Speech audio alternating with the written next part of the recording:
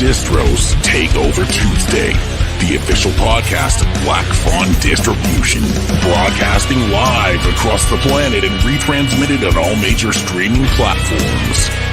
Tonight's program is brought to you in part by Wellington Brewery's Hellas Lager, Deadly Grounds Coffee, Twisted Teas, and of course Canada's #1 genre film company, Black Fawn Distribution. You wanted the best?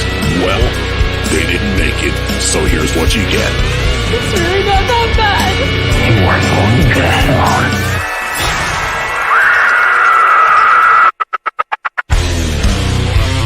Here's your host, Benner from Black Fawn Distro. Okay, welcome back to the program, everyone. I'm your host, Benner, just like the intro said, and this is another edition of Takeover Tuesday. Look, we got a massive episode because we took an extra week off because we had to do the Hot Stove from Hell, which was our special panel edition of the show, which we focused on the Scream franchise. If you'd like to check it out on YouTube. Look, we're broadcasting live to Facebook, Twitch, Twitter, and YouTube, and obviously retransmitting to all the major streaming platforms, including Apple Podcasts and Spotify, or wherever you pick up your favorite podcasts. I've got my guest, Carolyn Mauricette, in the green room. She's giving me the thumbs up. She's ready to go. And of course, please remember to like, follow, share, and subscribe on whatever platform you're listening to us on. Of course, we really appreciate the support. It not only helps out the show, of course, but it also throws some light onto our guests and the cool projects that they're working on as well. So please make sure you do that. If you want to go the extra mile, if you're on Apple Podcasts, if you want to write a review of the show, we would really appreciate that. Of course, that helps, tell the algorithm who else you want to listen to the program, and hopefully we can reach some more horror fans around the world. Quick shout out to our sponsors, of course, Wellington Brewery's Hellas Lager, Deadly Grounds Coffee, and Twisted Teas. Of course, we couldn't do the show without them. They've been huge supporters of us over the years, both for Black Fawn Distro as well as the program. So we do appreciate their support as well. And look, hey, we've got a great program for you tonight, as we've got film festival programmer and friend of the show, Carolyn Mauricette, here with us tonight in the Takeover Tuesday studio. We're going to have talking all kinds of stuff tonight about film festivals, film festival submissions. Of course, we're going to be talking about Carolyn's love of cinema and all the other projects that she has going on right now. So she has a ton of stuff and a ton of knowledge, and she's very, very humble. But I'm going to give her the intro to end all intros when we get there. But before we do, you guys know the drill. We got to hit the news.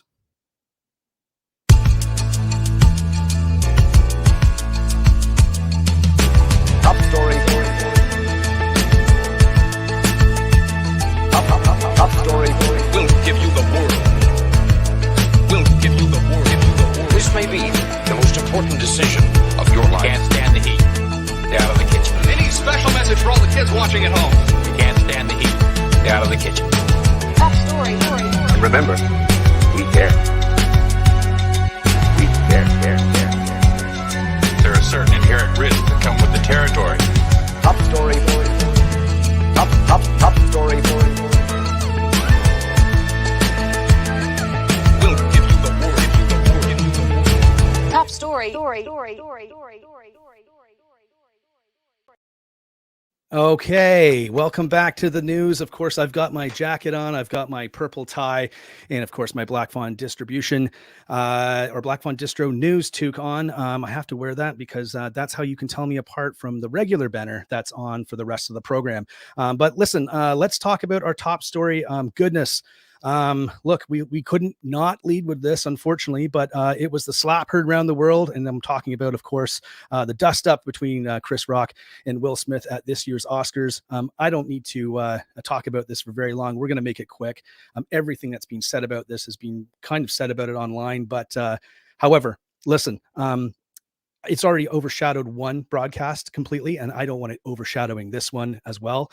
So look, it's a pretty big stain on the Oscars. I was going to wear my tux actually on this segment of the news, but I didn't feel that this version of the Oscars warranted that. But it's just really unfortunate for everyone involved. And hopefully it's something that the Academy can address and people can address, and we don't ever see something like this happen again, because it's just not good for anyone, and it's not good for cinema, and it's not good for the industry. And that's that. So listen, possible hot stove from hell topic later on.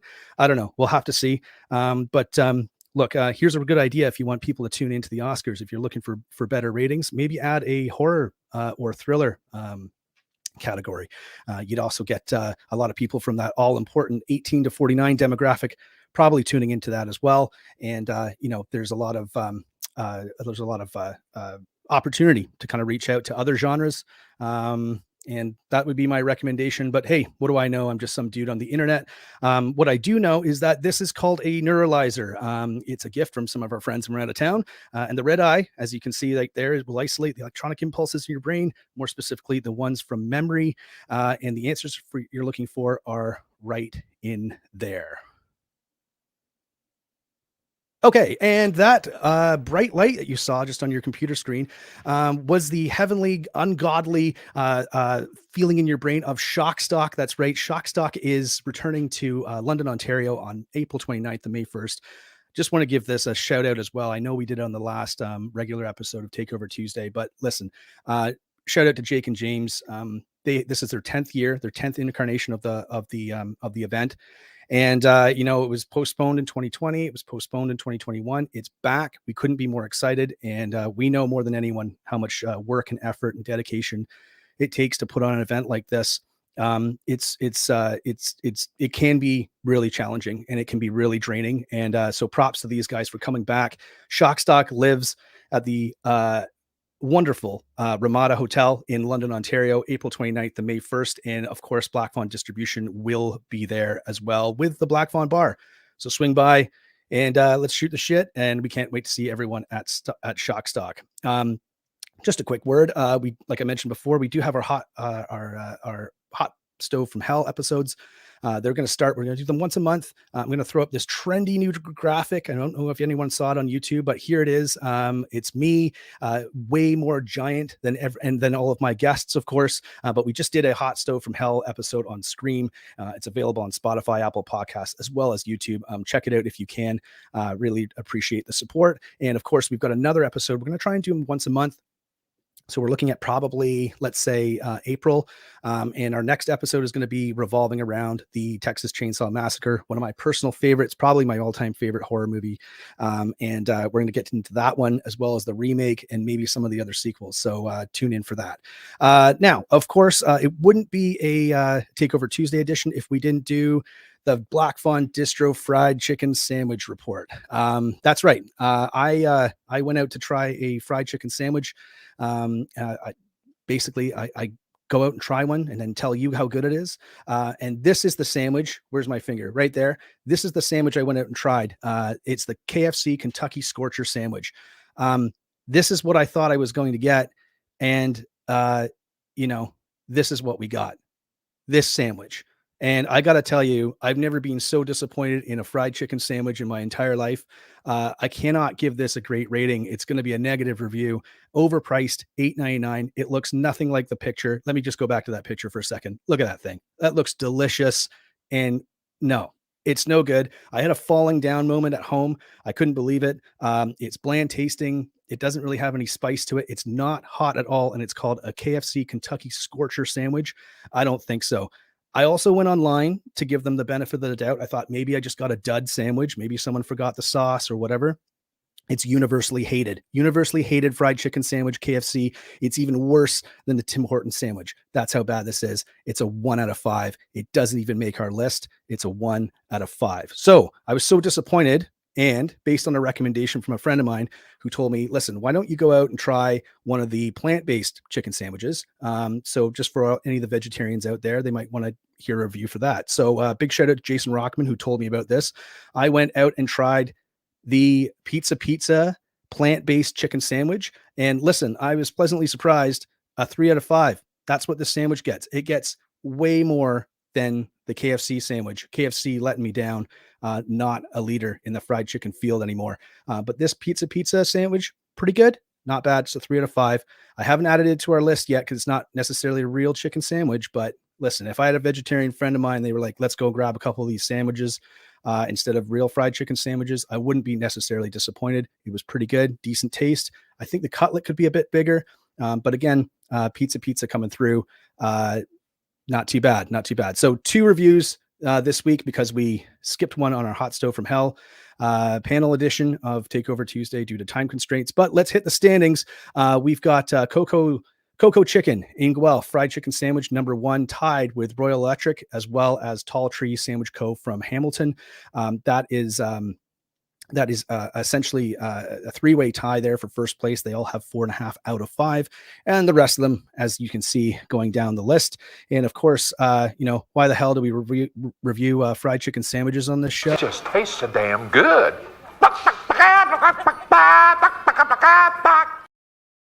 All right, that's why. A nice little shout out to Captain Spaulding. We miss you, Sid. Thanks so much for all the laughs and all the awesome movies that you were in over time, over the last history of film, I guess. Quick shout out. We're gonna do some questions here. So if you've got some questions, comments for Carolyn, throw them down in the comments section below on Facebook, YouTube, Twitch, Twitter, wherever you're listening or wherever you're tuning in, and we'll get to them throughout the broadcast. But of course, our guest tonight is the awesome, amazing Carolyn Mauricette, who is one of my favorite people from the film festival circuit. She's fantastic, and you're going to meet her. You're going to know what I mean when you meet her in a couple minutes. She's an incredibly funny and humble person with a laundry list of accomplishments as both a film festival director and as a writer. And I promised her I'd give her the intro to end all intros. So here we go. Let's check the resume. Carolyn is currently the director of Canadian programming at the world-renowned Fantasia Film Festival, and also one of the many programmers that make up Toronto's Blood in the Snow Film Festival as well. In addition to her contributions to the Blood in the Snow programming team, Carolyn also acts as the festival's coordinator for the BITS Horror Development Lab, and we're going to discuss what that is coming up. She's also a respected lecturer in the horror community, frequently discussing a range of cinematic topics and films. She's a Rotten Tomatoes approved critic, frequent contributor to publications such as Rue Morgue magazine, and is the founder of the blog View from the Dark. So let's take a quick look at one of the many organizations she works for, and just to give you a sense as to what she does, here are a couple of quick commercials from the Blood in the Snow Film Festival taken over the last couple years. Of course, we've got Carolyn Mauricette in the house. We've got her live on the other side, and we'll get to chatting with her right after this.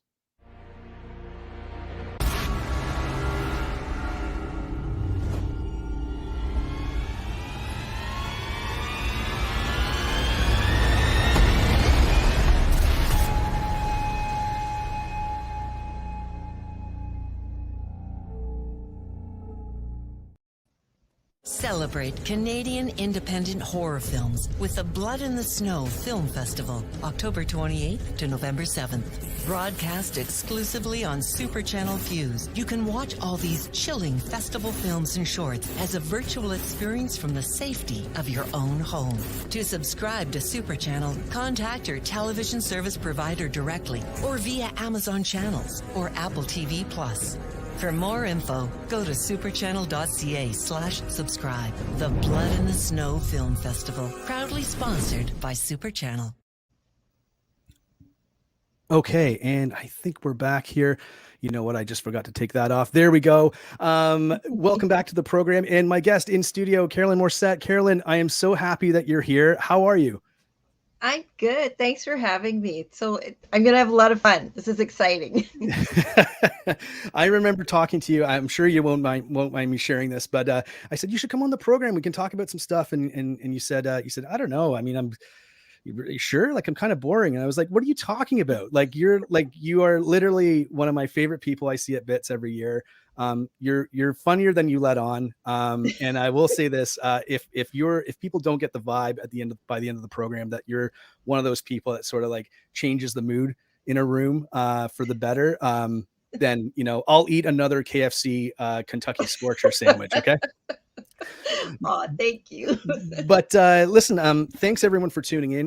We've got a great audience tonight, and of course, don't forget to ask if you've got comments or a question for Carolyn. Please leave it in the comment section below. We will try and get to them throughout the broadcast. We've got a couple coming in right now, so we'll wait to get to those a little bit. Well, we'll throw one up, of course. Friends of the show, Spinsters of Horror, Carolyn. Exclamation mark, exclamation mark, exclamation mark, exclamation mark. But it's but let's get to it. I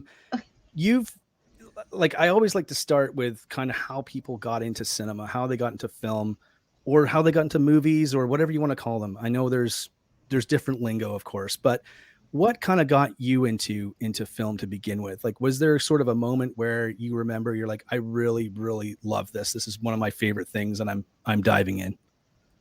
Well, I mean, a lot of people say that they get the love of like film, and like for me specifically horror is from my mom, because she used to watch Dark Shadows, that soap opera from the 70s, and she actually named me after a character on the show. So, oh, really? Yeah, so she named me after Carolyn on the show, Carolyn Stoddard, actually. So yeah, my mom was a diehard like horror fan, and she liked all the stories from the old country. And then just as a kid growing up, like Saturday afternoon watching like Godzilla films, that sort of thing. And I love creature features and like Ray Harryhausen, Sinbad, and all those like stop motion like monster movies. And yeah, and then I became, I did a few things. Like I did like, just like regular jobs kind of thing. Then I became a makeup artist. And then and I did that for like 15 years. And then I started to like look at film like from the other side, like I did a couple of short films, did makeup for a couple of short films, and seeing what happens, and then like the, behind the scenes. So that really fascinated me. And then I just watch a lot of horror. So I figured I had like just some bad stuff happened to me. So I had to take some time out and started writing and started my first blog. And then I started going to film festivals, and then just kind of built from there. So yeah, kind of like a meandering road to where I am now. Yeah. And you started up, you had your blog, View from the Dark. When did you start that up? So is that kind of how you first sort of started, like really kind of not just being a movie watcher, but a movie reviewer, or someone that was just a little bit more in touch or not, sorry, in touch, connected to the film world that was kind of operating around you? Yeah, well, that's my grown-up website. So I had another one, and it was just me dappling and like finding my writing voice, and writing about like Horror Express, kind of cheesy horror films that we all love, or just really obscure weird stuff.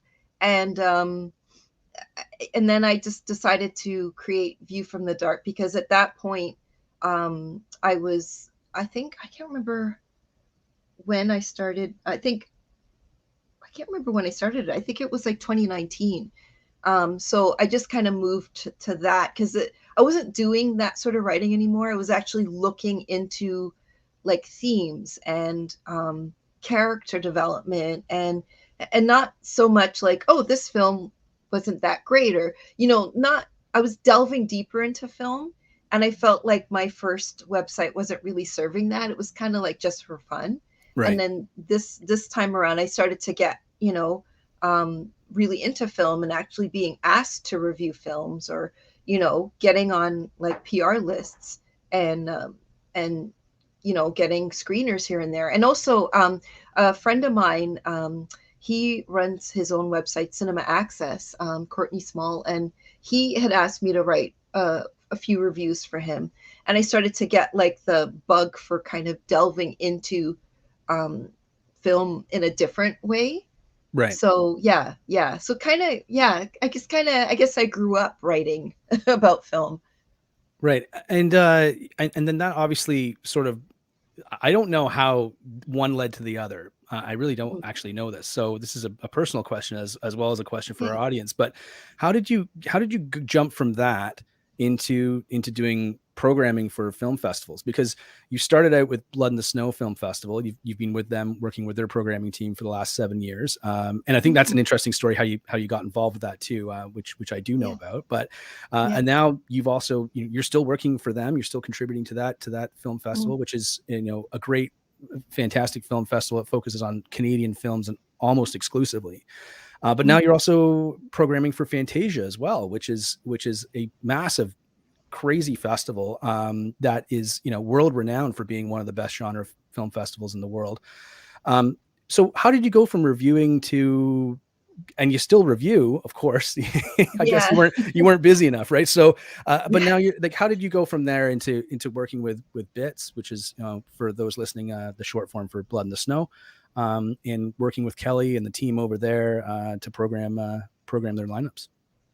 Well, I was just covering the film festival, and Kelly basically asked me, and I actually said that I didn't like a couple of films just because I just didn't like, there were a few problematic things that I thought, needed addressing. And I'm not the type of person to be like front and center. So a lot of the times being like, not that I feel singled out or anything, but like I'm not very good as the center of attention. So, and I didn't think anybody read my blog really, maybe a couple of friends, my sister occasionally.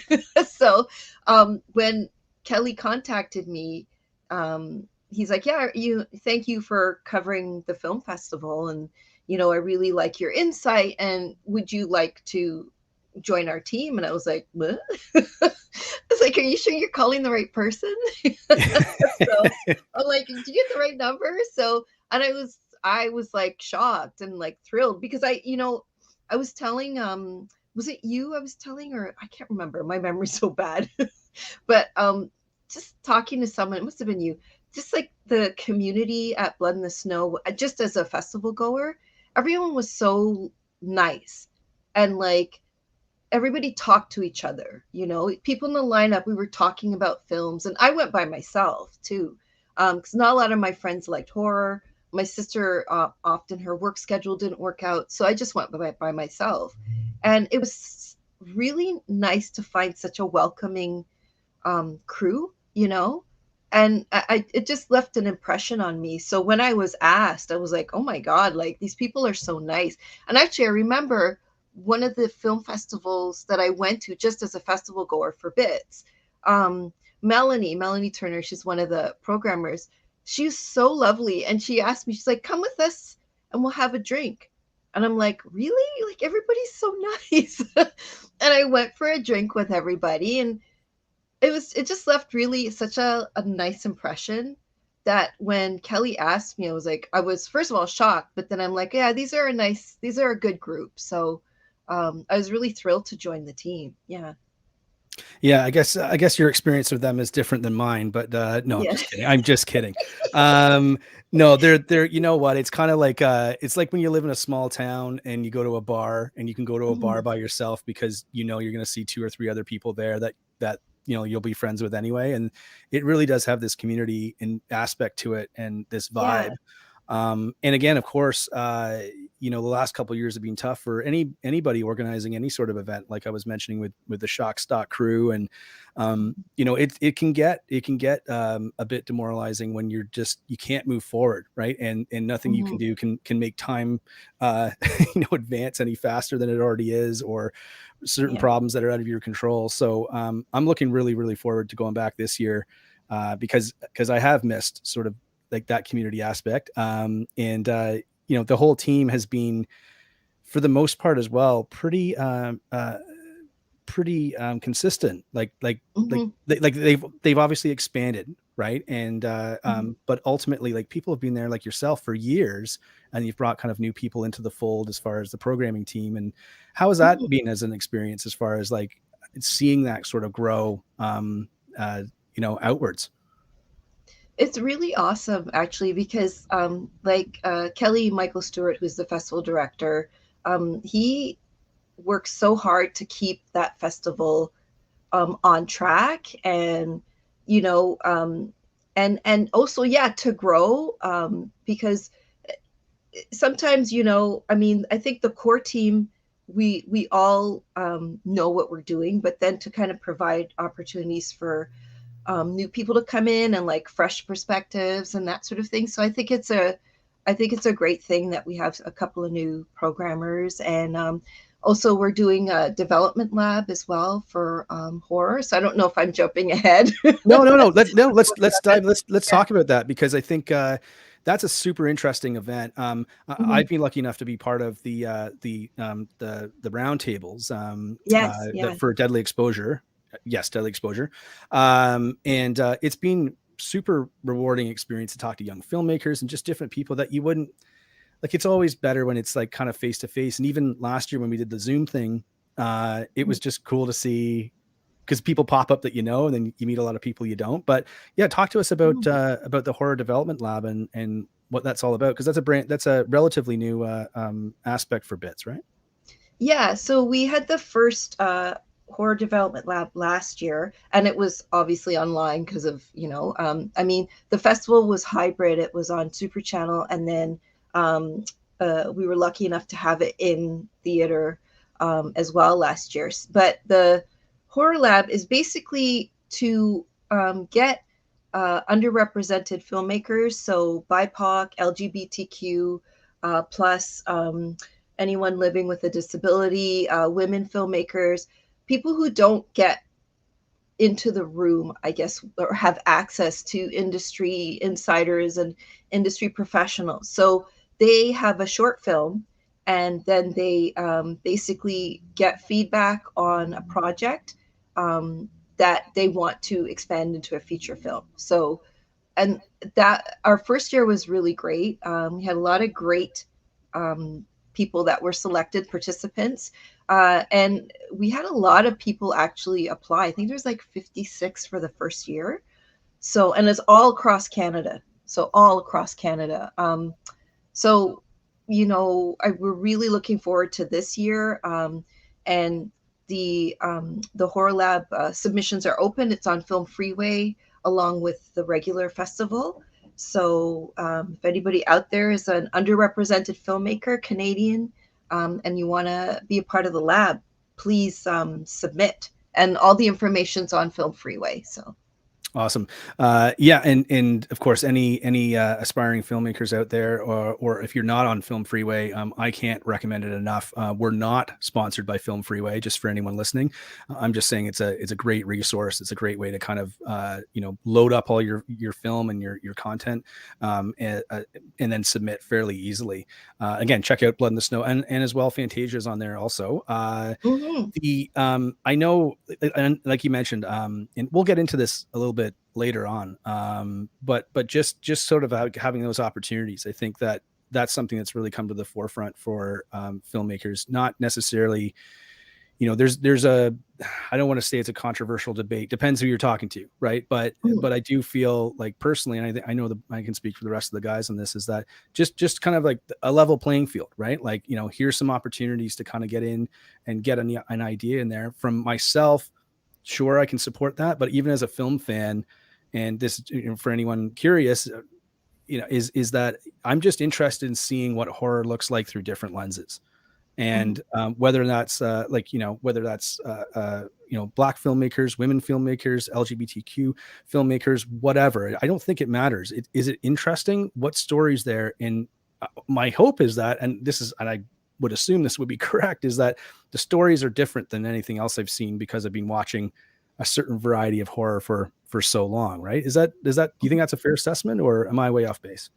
Well, yeah, I mean, there's a lot of untold stories and untapped stories. There's a lot of like cultural folklore that would really jump off the screen if given the chance. And a lot of the times, like, it's not for, like, for instance, so I also do a podcast with one of my friend of mine, Ashley Blackwell, and we talk about Black film and Black filmmakers, or just films about representation, right? And we just talked about that film Master by Mariama Diallo. I believe it's on Amazon Prime now, and that is a very unique perspective. That's about a Black woman in the world of academia. So that's a very specific perspective that not everybody is going to perhaps understand, but it also needs to be like a moment under the sun, so to speak, because there are a lot of perspectives that aren't showcased. And I think that's one of the reasons why we really wanted to do the lab. And also just seeing like people of color in horror, like There's a ton of indigenous horror films. There's a ton of obviously Asian film is, that's been a long-standing genre, Yeah, or absolutely. a subgenre of horror. So, there's room for everybody. It's just that they need to kind of a little bit of a push, because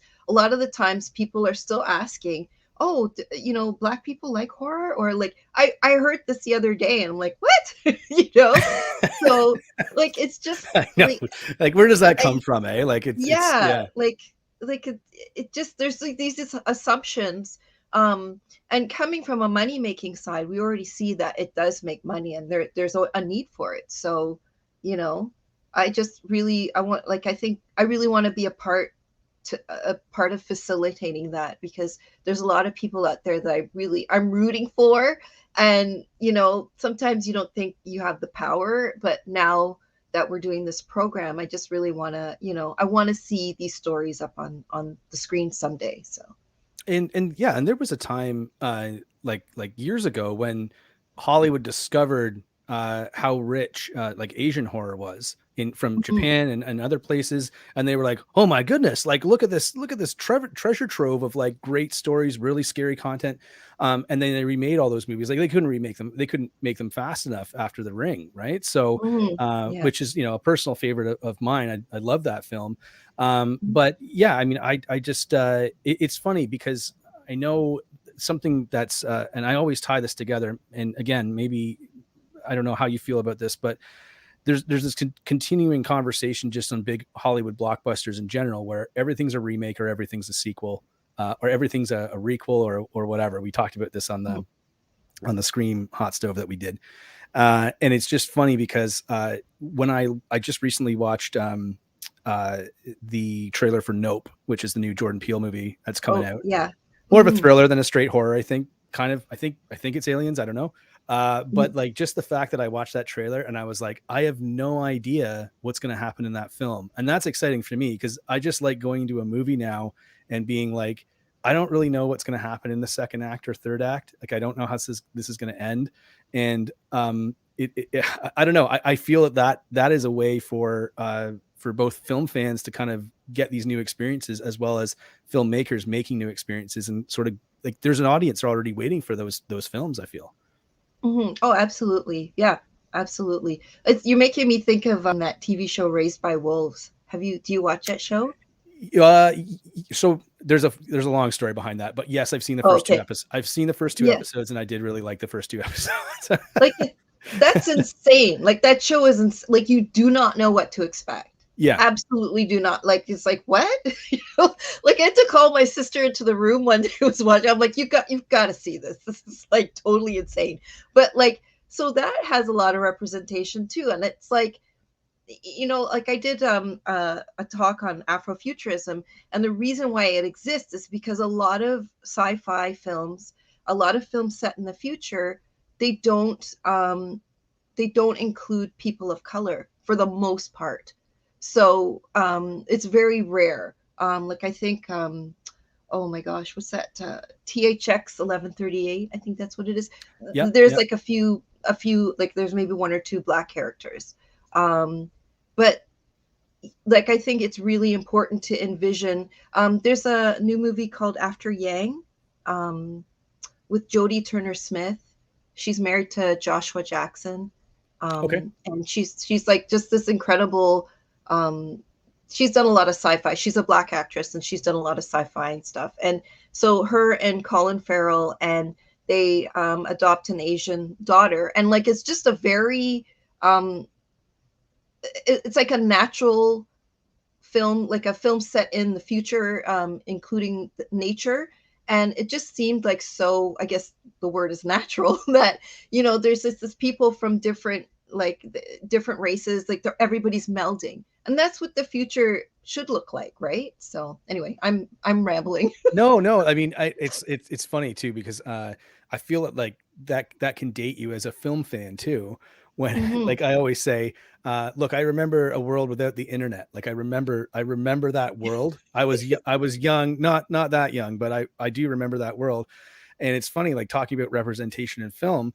Like, you know, I remember a time where like you'd never see like a fictional black president in movies. Like it'd always be some old white guy, which, you know, which I get because, you know, like there's a history there, obviously, that they're trying to replicate for the film.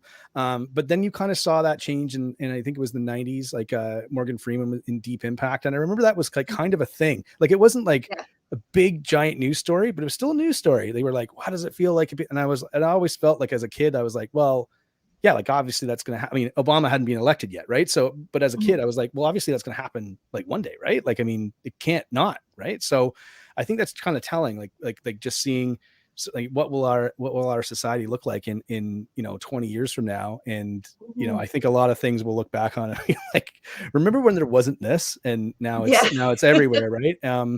And I think like, and again, it's sort of like when I watched Get Out, I was pretty interested in that movie because I was like, obviously there's jokes about me in that movie, right? Like as like about white dudes in that movie, and I was like, that's clever, and it's not just like I find and not to obviously focus on Jordan Peele too much, but just you know the fact that I find that his commentary is funny and clever, and it's not cheap.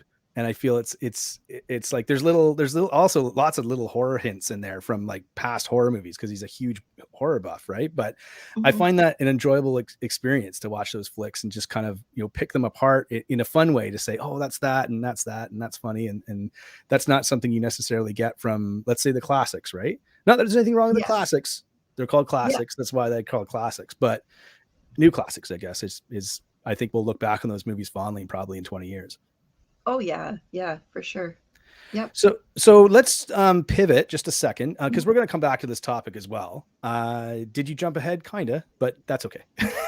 But I wanted to take a step back because I do feel like this is important, huge news.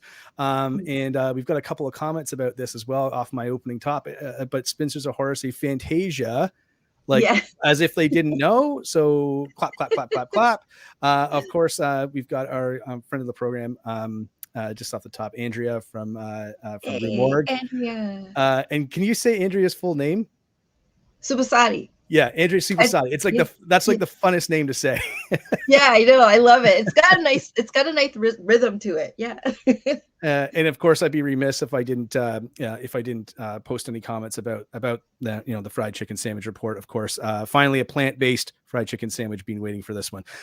So anyway, not to get too off topic, but I did want to take a step back, just talk about Fantasia and like how you're involved in two film festivals. Because I remember reaching out to you and I said, okay, so wait, like, so you're doing Fantasia now. Like, are you still doing Blood in the Snow? And you're like, yeah, I'm doing both. And I was like, like, you don't think I could do both? I was like, no, that's not what I'm saying. I'm just like, I just wanted to make sure. But how did you go from one film festival and get involved with Fantasia? Because that's you're starting to compile, like, you're like almost like one of the go-to people now. You're everywhere. I'm scratching my head still about that. But I did a couple lectures for Fantasia. Mitch Davis, who's the artistic director for Fantasia, I believe, actually, I think it was Andrea that passed my name on. So he needed a lecture because obviously the pandemic was happening and Fantasia went online. And I guess obviously they needed some lectures. So he asked me to do a lecture. So I expanded. I had done one for the Black Museum in 2019, actually, just before things had shut down. So I did a lecture on The Omega Man, the Charlton Heston, Rosalind Cash film. So I expand because it's about Afrofuturism. So I expanded that and I did a lecture for them in 2020. And then he asked me to do it again last year. And I'm like, oh, sure. You know, so I whipped something together and then he asked me if I wanted to join the team. And I was really shocked, but I guess he just liked my perspective and and he's such a lovely person. Like, he's just so sweet. Mitch is awesome. So lovely. Yeah. And I'm like, yeah. And like, you know, it's it's a bigger festival. It's like there's a lot of moving parts, and I'm still, getting my sea legs with it. But it's, everybody's so great. Like, the people that I've met so far are really lovely, and yeah, it's really exciting because I get to, compile and curate a Canadian program, a Canadian section. So, because they've got obviously the Asian section, like they've got the underground, and there's also like the animation side. I think there's like a couple of offshoots of animation. So there's also children's Fantasia, my first Fantasia. So, pardon me, there's like a bunch of different offshoots. So I get to focus on like Canadian stuff, and I'm like, I'm such I just love Canadian film. It sounds really weird, but like, for instance, Black Fawn, I have so many Black Fawn DVDs on my shelf, like you wouldn't believe. Oh, we're gonna soundbite this for sure. Yeah, well, I have so many. You're playing the clip. I'm like, I have that one. I have that one. I have that one. And like one of my favorite Canadian films is Bite. Like, I love that film. It's so gross, and it's just, and it's got a really interesting message. So I don't know.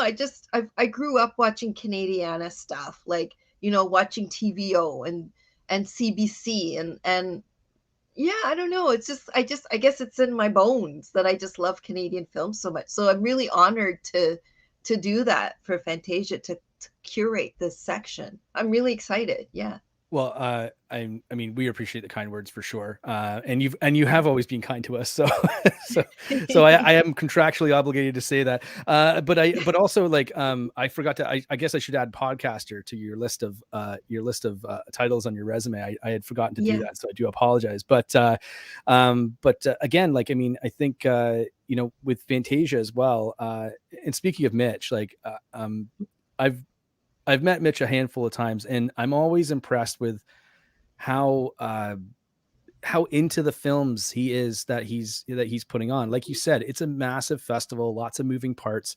He's genuinely interested, and this isn't saying that, like, other people who love film aren't like this, but I find myself having a little less energy as I get older. And I think that he is the complete opposite. I think he gets more energy as he gets older.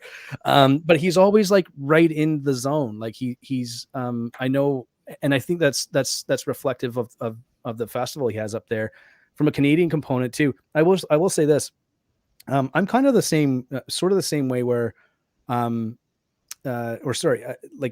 I've talked to other people from outside of Canada who really love Canadian film because they think it's got a vibe to it that's different from the US and different than other places. But again, it's we look at it and I think we make that US comparison pretty quickly because it's the same language, the same geographical location, basically. A lot of it's shot in Canada or in the States or whatever. But you can kind of differentiate that between, that and, let's say Asian cinema or French cinema or whatever, a little bit easier. But I think people in Europe are like, or outside of Canada are just like, yeah, I love Canadian cinema. It's got that thing to it that's different. And I'm always like, what thing? Like, but I always think we're too close to it, right? Like we don't see it. But do you have, would you say there are there factors or characteristics that separate Canadian film from other films off the top? Not to put you on the spot. I'm just curious though. I don't know. I think it is. I think it's just a vibe. I don't know. Like, it's weird because I'll be watching, say, okay, like in the old days, I would be channel surfing and I'll put it, like, a movie will come on and be like, that's a Canadian film. And it's weird. I don't know if it's the way the light is here, like the way our atmosphere is here. I don't know what it is, but you can tell. And I think it's just the way, I don't know if it's like the perspective or like the actual filming techniques. I'm not sure what it is, but you can always get that Canadian vibe. And now that we have so many recognizable Canadian talent, you always, like, if you see like a Tatiana Maslany, you might, okay, well, this movie might be Canadian, or, like what film did I watched Destroyer, that Nicole Kidman film where she's like this alcoholic cop. Tatiana Maslany was in that. I was like, oh my God, and like it's also kind of like find the Canadian now in films.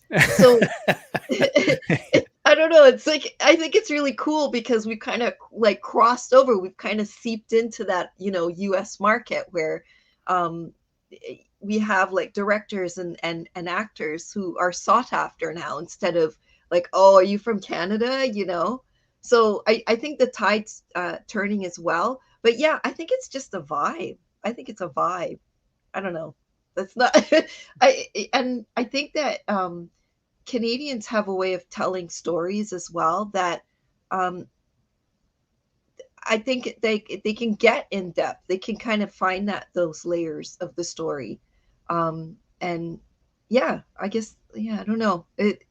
I don't know. Maybe it's just because I grew up here and I've been infused with with the Canadian vibe, but you can just tell. I don't know.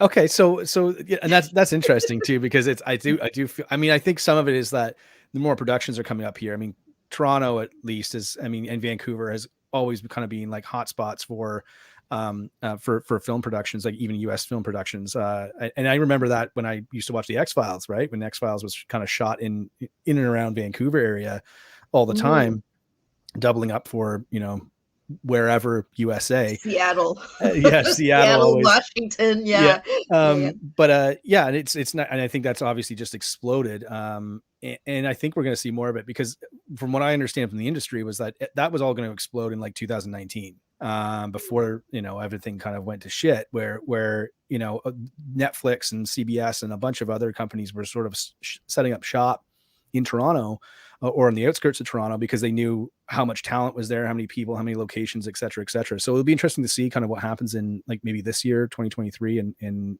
onwards. Before we move off this topic, Carolyn, I just wondered if you could give any advice to filmmakers, either first-time filmmakers or younger filmmaking teams looking to submit their projects and their films to either Fantasia or Blood in the Snow. I don't know if there's just some general advice that you could give them. Actually, I was just on a panel a couple of weeks ago with some other programmers. I think one was from Switzerland, and I can't remember where the other one was from. Anyway, I think it was the States. But we were talking about just knowing the festival that you are submitting to. Maybe just have a look at the films that festival has programmed to get a vibe of what they're looking for.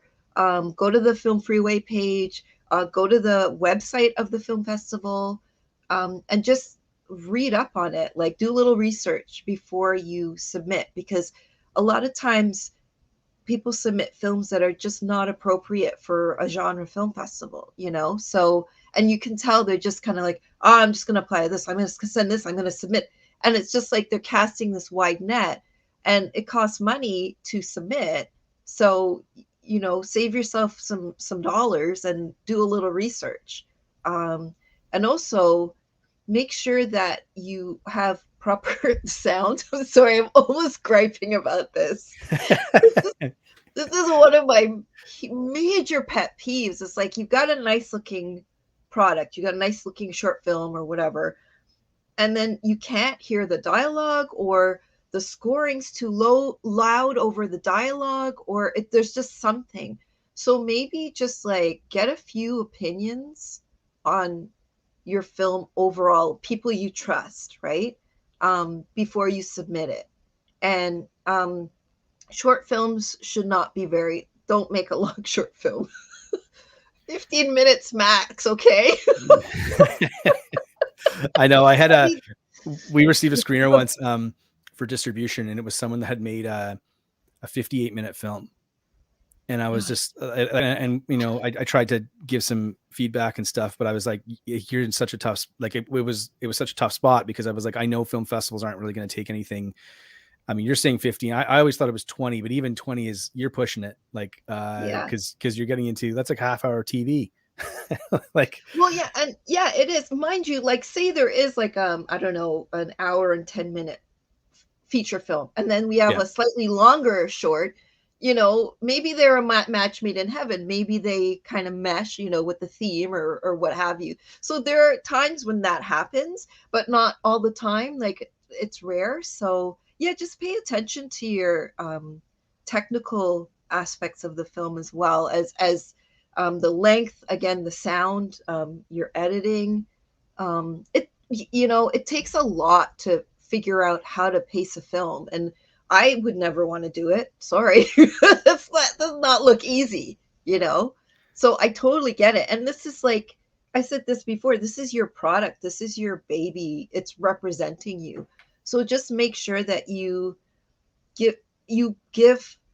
submit the best thing possible, and then if you're rejected, don't give up. That's another thing. Like, if you get rejected from a film festival, it's not that your film is garbage. It's not that you don't have talent. It's just perhaps, again, the length, or it just doesn't fit thematically with what the festival's trying to do. So that's another thing. Yeah, so don't give up. Like, this, it's really hard out there, and you just got to persevere and check out a lot of, like, wherever you live, there's might be funding to help you get your film made. Look into, like, different organizations as well to promote your film and to get your film made, And would you say, like, because you're a reviewer as well, like, what's the benefit to, like, let's say, younger filmmaking teams submitting something and hiring a publicist, and if they get in, is that something worthwhile doing? Like, I know Fantasia sort of has their own sort of built-in press apparatus, which is phenomenal. I've never been so impressed with organization from one, not even just a film festival, just a company, to be honest. They are absolutely phenomenal when to do that stuff. But just for other film festivals, I mean, is it worth hiring a publicist? Because that's not necessarily an expense that maybe filmmakers plan on having, but maybe it's not worthwhile. But what would your thoughts be on that? I don't know. It really depends. Like, I don't know if that really,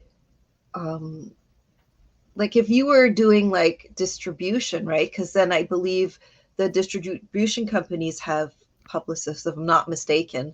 At least some of them do. So if you end up playing a film festival, but I don't know, it's an extra expense.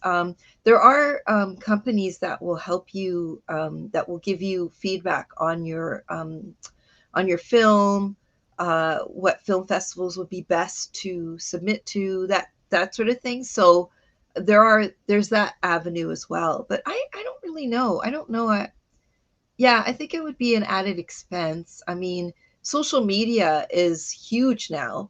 So sometimes you could do it on your own by just promoting it. But make sure, too, when you submit your film, that you're not playing it anywhere else, because that will screw up your chances. Because usually a film festival will offer you, like, a premiere status, right? So, like, you don't want to screw that up. Right. And premiere status, typically, your world premieres, your first one, you have crack at the can for that. But past that, it's usually separated by, countries, and then potentially the provinces and states, just to give it that North American thing.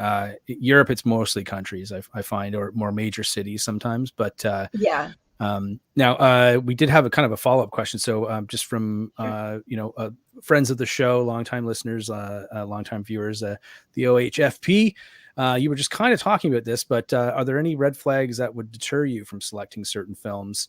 I mean, I guess in addition to the obvious ones, like if it wasn't well made, or if it was, like, hateful content, that sort of stuff. Obviously, those are non-starters. But anything past just, like, how does your selection process? Maybe that's a good question. If you have, like, 20 films and you need to pick 5, what goes into that?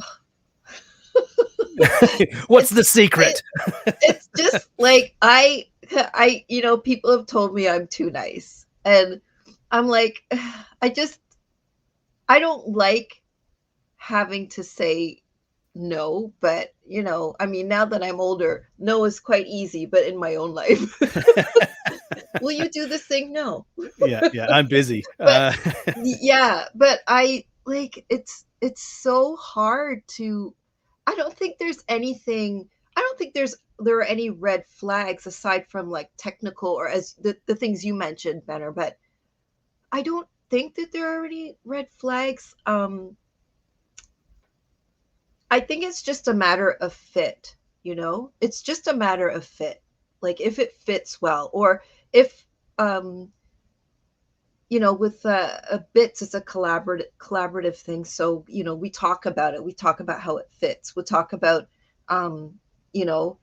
if it's a local film, that cast will come and crew and you want to have like a nice turnout, right? I don't think that, yeah, I don't know. It really depends. It really depends on the fit. And I guess maybe the only red flag would be, but that's a technical thing, like just the quality of the film. If someone's going to be able to, like an audience member is going to be able to sit through it, So yeah, I don't think really there are any red flags. I think it's just a matter of just the fit, what we're looking for. Like a comedic film, if the laughs don't fall, like if they fall flat, I don't know. Yeah, I think it just really, it just depends. And it can be like a really weird film, but like you totally fall in love with it and you don't know where it's going to fit, but you hope that you'll have a spot for it, Yeah. So, and it's funny, like, just speaking of the laughs and stuff, like our own experience with when we put out Vicious Fun, like we were lucky enough to screen it, like at Blood in the Snow, it was the opening film at last year's festival. But also like the thing with that was that we had never seen it in the theater. So, we all, I mean, I thought it was funny. Obviously Cody and Chad made the film. They thought it was funny, everyone, but it's like, but you don't really know how it's going to connect. And even if it's online, like we did some online festivals, it's online. Everyone says, yeah, it was a great turnout. You sold a lot of tickets. And like, yeah, did anybody laugh? Like, do we even know? So it was great to have it in a theater. Obviously it was at the Royal. It's hilarious too, because the biggest laugh in that movie is in a spot where I didn't necessarily think it would happen. And it's just a throwaway line of dialogue and the whole place went nuts. Right. So, I mean, it's interesting to, like, all I'm trying to say is that getting back to having film festivals in theaters with crowds and people that kind of vibe interacting off each other, that's a hard thing to measure when you're just watching screeners. Right. Do you like your own process, do you envision sort of like how the film will play, how you think audiences will react to it? Or yeah, absolutely. Yeah.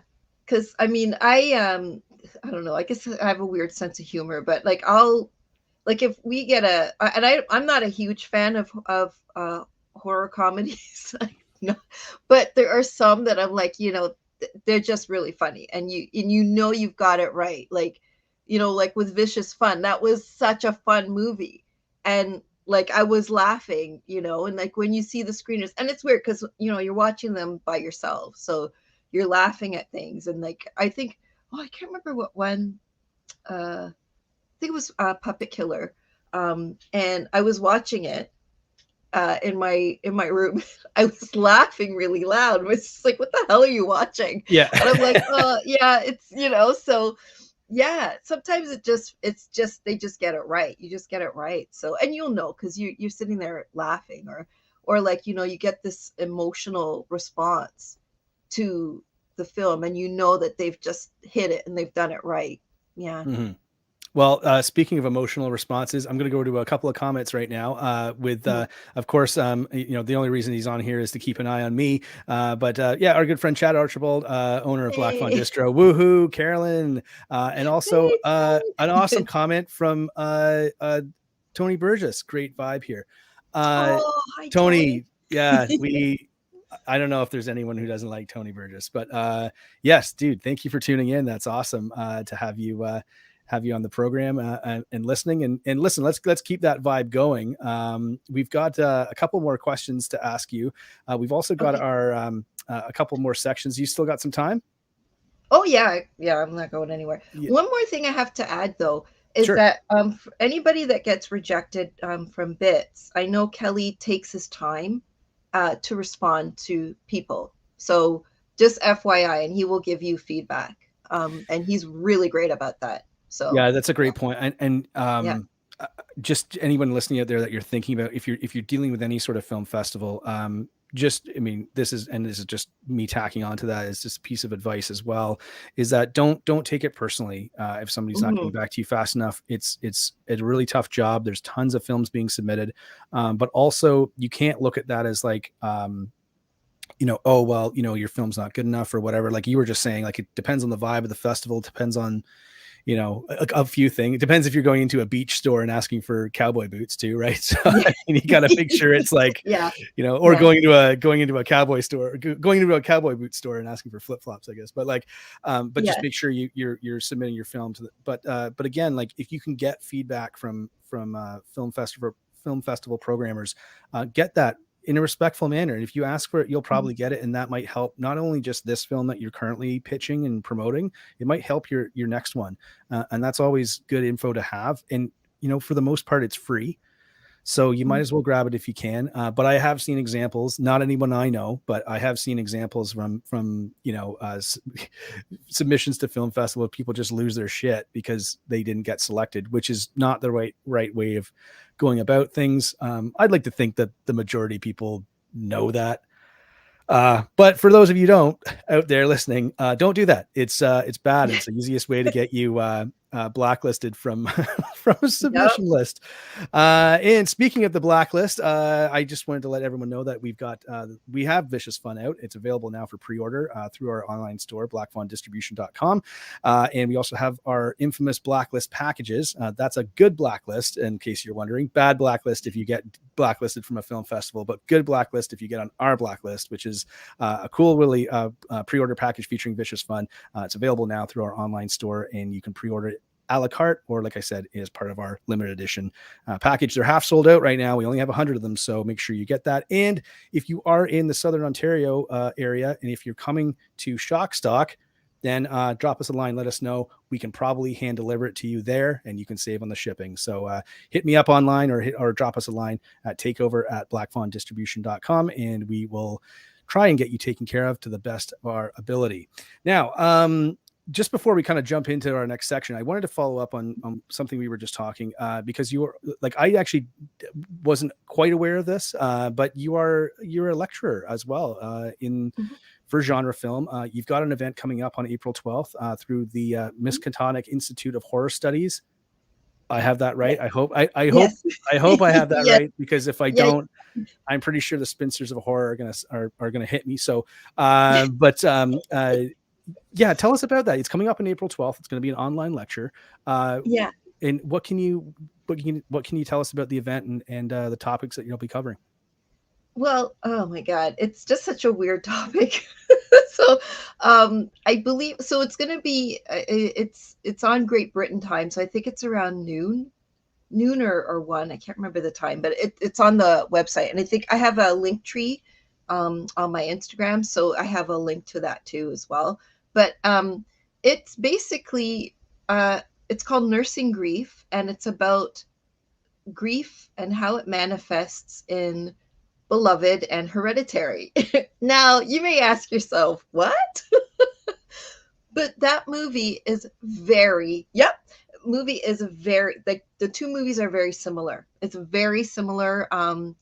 And the way that the two main characters are controlled in their environments, very interesting as well. So yeah, that's all I'll say about it. But It's about grief and horror and women and losing your children, and how horror kind of is a cathartic space for that to experience grief, or to explore grief. Yeah.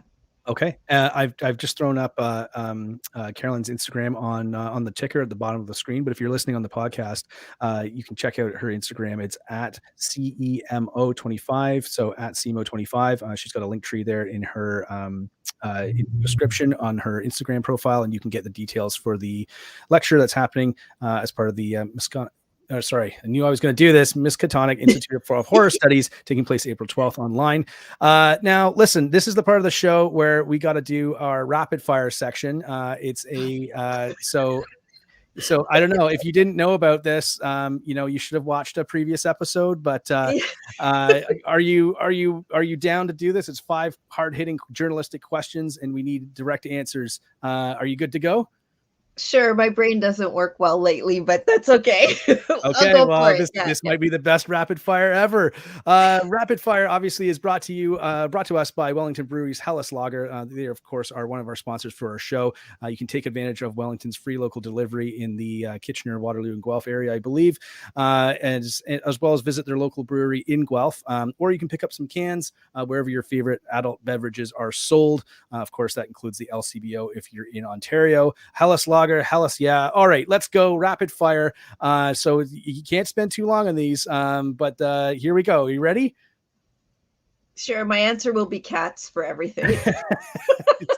No, I knew that, Okay. and we've got it built in. Okay, so rapid fire, yes or no. There's obviously a new Hellraiser incarnation coming out. It's going to be a female Pinhead. Are you stoked for that and pumped for that, or yes or no? Yes. Totally stoked. I love that actor. I love her. I'm really interested to see kind of what they do with that. Yeah. Like, I'm just so interested to see if that's kind of what we were talking about earlier. Like, what's that going to look like? It's something totally different than the Doug Bradley, Doug Bradley, what would you call it? Role, I guess. I don't know. You know what I mean? Yeah. Okay. Rapid fire. You got to pick one. So you got to pick one. You've been exiled to a desert island and you're only allowed to bring either books or movies. Not both, just one. Which format are you bringing with you? Oh, that's not fair. All right, movies. Okay. Yeah, movies. Okay. Rapid fire. Number 3. Help us out. Can you share a favorite memory from a past film festival that really made you believe in the power of cinema?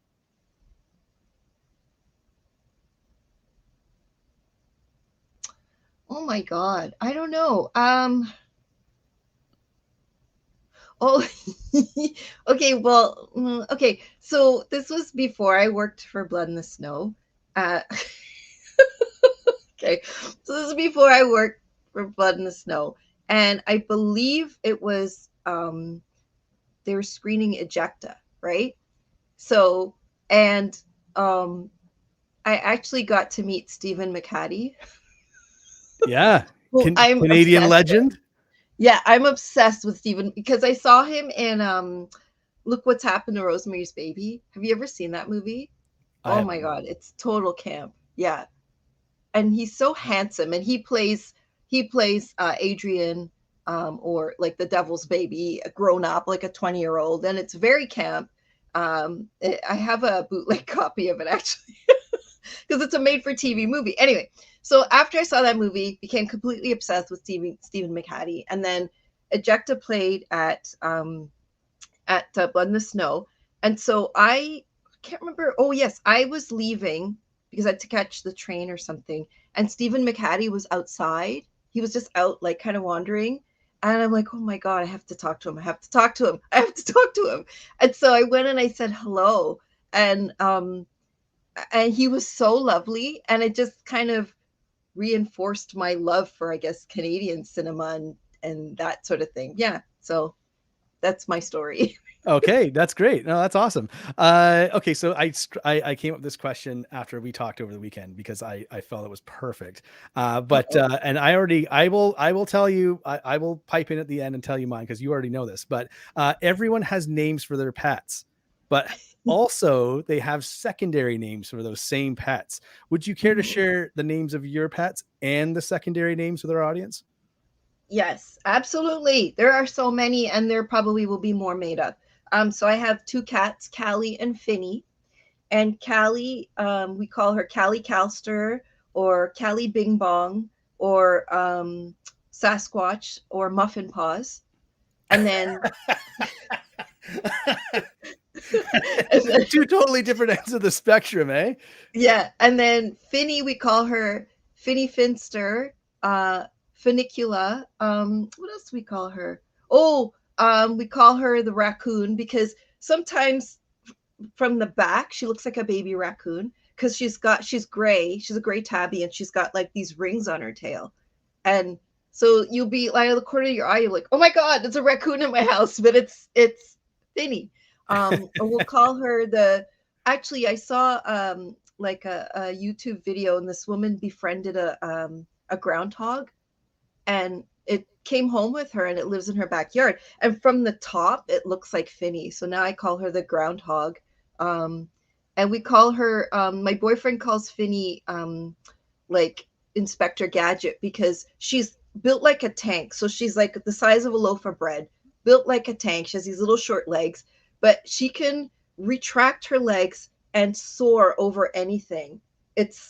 I don't even like, she's like an Inspector Gadget cat. So like long story short, my cats weren't getting along for a while, so I had to build a fence. I had like these snap together things. So I built a fence on my doorway in my bedroom, and they were like hissing at each other. And then Finny had enough, and she just went over the fence, and her legs retracted. So anyway, yeah, those are the names of my pets. Spring-loaded legs. Yes, I'm telling you. I remember strong. I remember I showed somebody once, I said, a cat always lands on their feet, right? And they were like, what? And I was like, yeah, I mean, if you drop a cat upside down, it'll flip over and land on its feet. And they didn't believe me. And I had to get up on a couch because I wasn't going to drop on the floor. Well, they'll be fine on the floor, but the last thing you need, right? So I did it on a couch, and I put it right over this cat over my head, and I dropped him, and he flipped over and landed on his feet and ran off, and just mesmerized. But I did say I would tell you what mine are. I have two cats. They do have full names, by the way, but I'll just give you the regular names. The regular names are Henry and the Deuce. So Henry is a tabby cat, of course, and the Deuce is a black cat. But their their secondary names are Baby Boy, because Henry's a big suck, and he's like a giant baby. And the Deuce is called Mr. Pants. And it's just that's what his names are.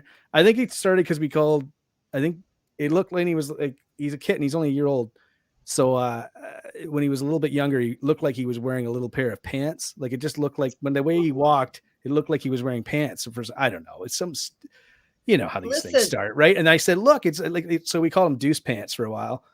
And then it just turned into like Mr. Pants. And now it's, now it's just pants. And now he responds, right? Like I say pants, and his ears go up, right? So I don't know. It's stupid. It's so cute. We call ours, no, because we call our cats furry pants too. It's like, oh, look at your furry pants. Okay, so yes, you are tuning into Takeover Tuesday. This is a horror podcast. Just in case anybody's wondering, I should slide right into like cat people or something right there. Yes. But we still have one question left. So the rapid fire question number 5. Have your say. This is a have your say question. Recently, you're like, oh my God, please don't. Okay, so recently, Disney announced that the new incarnation of Blade, as part of the MCU, will be structured as a streaming show, or might be structured as a streaming show instead of a feature film. Care to comment? Sure. I don't know. I don't know. Yeah, because the Blade films were they were kind of an event, right? Is Mahershala Ali still gonna be Blade? Is that correct? I thought I saw that. Yeah. Okay. Yeah. I don't know. I love him, so I'll watch him in anything. Yeah, I'll watch him in anything. So sure. I don't know, but then, I mean, then what? It's going to be on Disney Plus, and then people who don't have Disney Plus won't be able to see it, and so there's that. Yeah. Doesn't everyone have Disney Plus now? Almost. I don't know, I guess. I was like, I'm never going to get that. And now I have it. So you can only watch this half an hour show on this one platform. $10 a month. I'm never buying that ordered. never canceled. Anyway, okay, yeah. Awesome. We appreciate that answer for sure. The correct answer was no, but thanks for being such a good sport. That's the end of the rapid fire question. Of course, rapid fire is brought to us by Wellington Brewery's Hellas Lager, and of course, if you're looking to support a local brewery, they are the oldest Canadian microbrewery, and they're based out of Guelph, Ontario, which is where we broadcast from. And of course, you can pick up some tins at your local LCBO or wherever you purchase your adult beverages. If you see the Wellington boot in a bar, order one of those. Hellas Lager, Hellas, yeah, that's our tagline, and we'll have those on the road when we hit up all the conventions this summer. They keep us kind of powered on the road. They've been keeping us powered through the pandemic at home. But of course, drinking in conventions is better than drinking by yourself at home. So, okay, Carolyn, we're just going to take a quick commercial break. We gotta senselessly promote our own stuff. But we'll be right back in the next 30 seconds, and we'll get into talking about some representation in film, and something I know that is near and dear to your heart. You're able to stick around? Sure, yeah. Okay, cool. We'll be right back.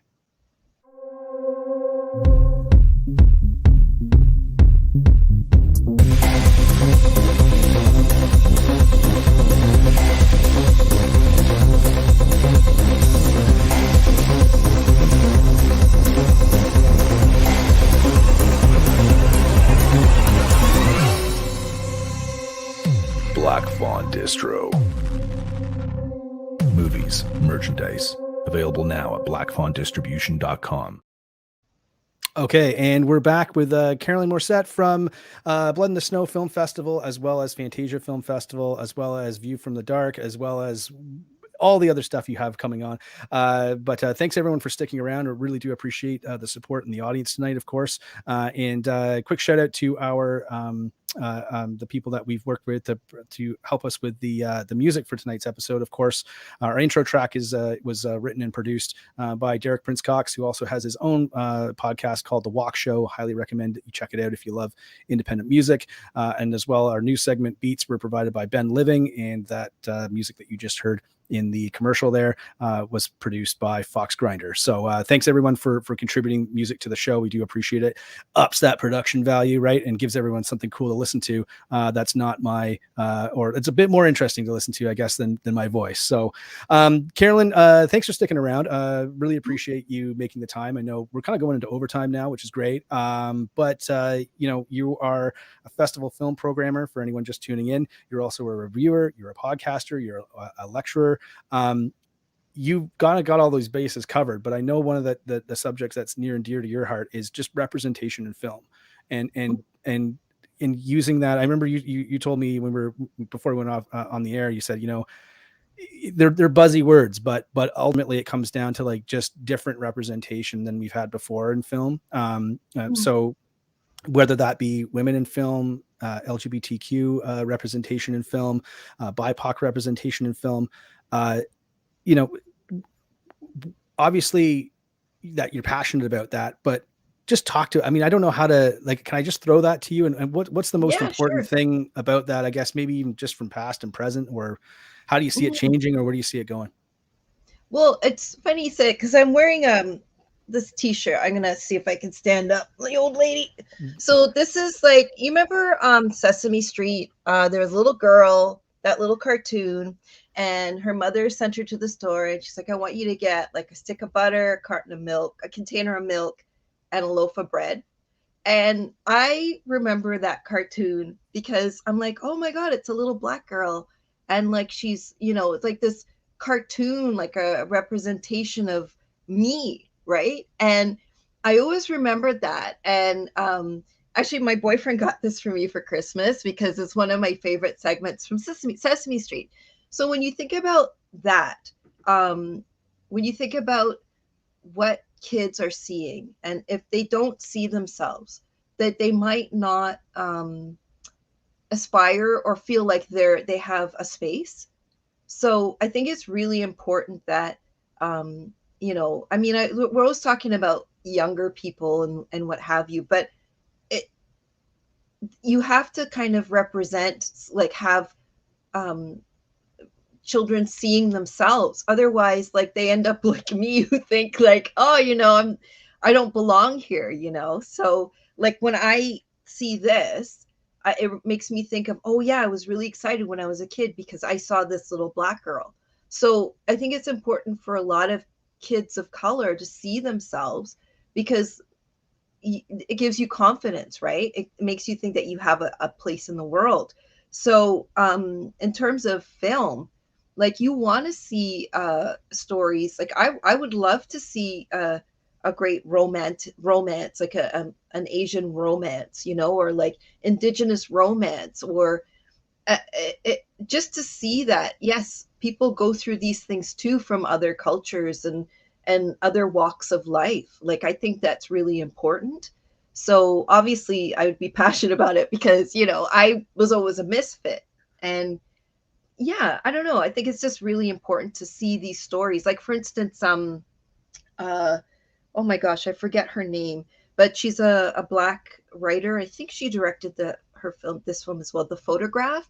So it stars Issa Rae and Lakeith Stansfield, and it's a romance. And Issa Rae plays a character who's a curator at a museum, and her love interest is Lakeith, and he's a journalist, and he has to write a story. And it's just like, yes, we can be in these realms. We can be a curator for a museum. We can be a journalist. We can just to see yourself in, because otherwise you don't think, like, I never thought I could be a writer. I was humiliated by a professor in university. Like, he was just like, your writing is nonsensical. And then for like, I don't know, about 5 years, I stopped writing because I thought he was the authority, right? Because he's a professor. And he just really crushed me for a while. So I think it's really important to see these things and like to lift people up, And I mean, that's across the board for everyone, but like specifically for people of color too, because you don't get that encouragement, or you get these assumptions that, oh, you're too dumb, or, So I don't know. I'm rambling. No. I mean, I think just in a general sense, like I feel like there's this weird thing where either people like don't want to give something any credit, or give it almost too much credit, where it's like, oh, it's perfect, or this is no, it's totally shitty. And it's like, depending on who's hearing that, has a false sense of the value of their work, right? Whether it's better than they've been told, or it's not as good as they've been told, and that somehow influences sort of how they see their own sense of worth, or their own, at least the project's worth. But I always find like, it's like, look, it's pretty good, but here's some constructive criticism. Like you were saying, like a professor just saying like, no, it's gone. I mean, how many times has that happened? Not even in an academic setting, but in a home setting, friends, family, parents, like not really understanding. Like you said, you're a misfit. I think I was too. I mean, I think a lot of the people that are drawn into the horror genre are like the island of misfit toys, right? But I wonder if that's. I always think to myself that that's kind of how we've sort of approached things, is just to say, yeah, this is really, these things are good. These things need some work, and here's why. And again, like you were saying, like just like not that we're like whatever, but we watch screeners and stuff just the same as you, and for different reasons. But just kind of making sure that the feedback's constructive, because you don't want to. I don't want to say crush someone's dreams, because that, I don't, you know what I mean? Like it like that insinuates that like you are the kingmaker, right? But I'm not. But just be wary of how much work goes into something, and how scary it is, because it is. Yeah. Oh, it is. It's putting yourself out there. And yeah, I just, again, going back to like submitting to film festivals and like talking and like go to a film festival, or meet people and network and get that feedback, and like, yeah, and I think also I had gone to get together, I can't remember what year it was a couple of years ago, maybe, actually more, because it was in the before times when we could actually like meet without fear. And I met a couple of young filmmakers, and they were Black, and they're like, oh yeah, I have a horror short film, I don't know what to do with it. I'm like, send it to me, please. Like, like just, yeah, it's encouraged. And like, be honest, but like I think people across the board need constructive criticism. But again, I think people of color need the encouragement to say, you have a place here, you have a place at the table. And especially when it comes to film, because a lot of the times, I think a lot of people in the higher positions are still thinking about, well, is it going to make money? And look at Bollywood. It's a $1 billion industry, and they've got all types of genre. And I know it's specific to that country, but it's so popular. Like, there's a lot of people out there who love Bollywood, and it makes money. So, just give people the chance to make a film that may not be cookie cutter. Just do it. I mean, I don't know. I was listening because I'm writing about Hereditary. So I was listening to Ari Aster and how he was talking about, it's an independent film, but he did have that chance. But he also had issues. He was spinning it as a family drama. He wasn't spinning it as horror per se. Right. He says that it was a family drama that, I think it was the word, he curdles into a nightmare. So, they're compartmentalizing, okay, what's a family drama, and it might get intense. So, that's how he was spinning it. So even this guy is kind of tentative about horror, and like, he's a white dude. So you can imagine if like this, someone says, well, I have a horror film, it takes place, in a Black family or whatever. I mean, now probably not so much, because Jordan Peele opened like a whole, the door for people, but it's still dicey, if you're from like a culture that doesn't necessarily represent in horror, it might be difficult. So I don't know. Yeah. Do you think that the expectations are too high as well? Like, do you think like for BIPOC filmmakers, like I can just for any filmmaker, it's like, you always use the analogy, like it's like a baby, right? And it's like you release it into the world, and people will say whatever they feel about it, and it's not all going to be nice. But do you feel like it's like maybe like an unfair level of expectations for BIPOC filmmakers now, or do you think that's changing? Or because I know it was in the I feel from everything that I've read and being told, like yes, it was different in the past, right? And probably still is challenging. Yeah, like a perfect example is the new Candyman, right? So, right. Oh my God, the camps, the people that were for it, the people that were against it. And I think, oh my God, why am I blanking on the director's name? Anyway, is Nia DaCosta, right? Thank you, Nia DaCosta. I can't believe I blanked on her name. I told you it's not happening here. But Nia DaCosta didn't have a chance to just like make I think, was this her second feature film? She didn't have a chance to just like make a film. Like it had all this weight on it, and there's all this expectation because A, it's Candyman, and B, it's a Black woman taking on a Black narrative. So there's like all this pressure. And so, I mean, I liked it. Yeah, I liked it too. It wasn't perfect, but also it was an enjoyable horror film, and she infused some modern takes within it. So, but I think that they wanted this perfect film from her, and it's like, you got to give her some wiggle room, like. Yeah, and I think, I mean, because Jordan Peele produced it, and Right.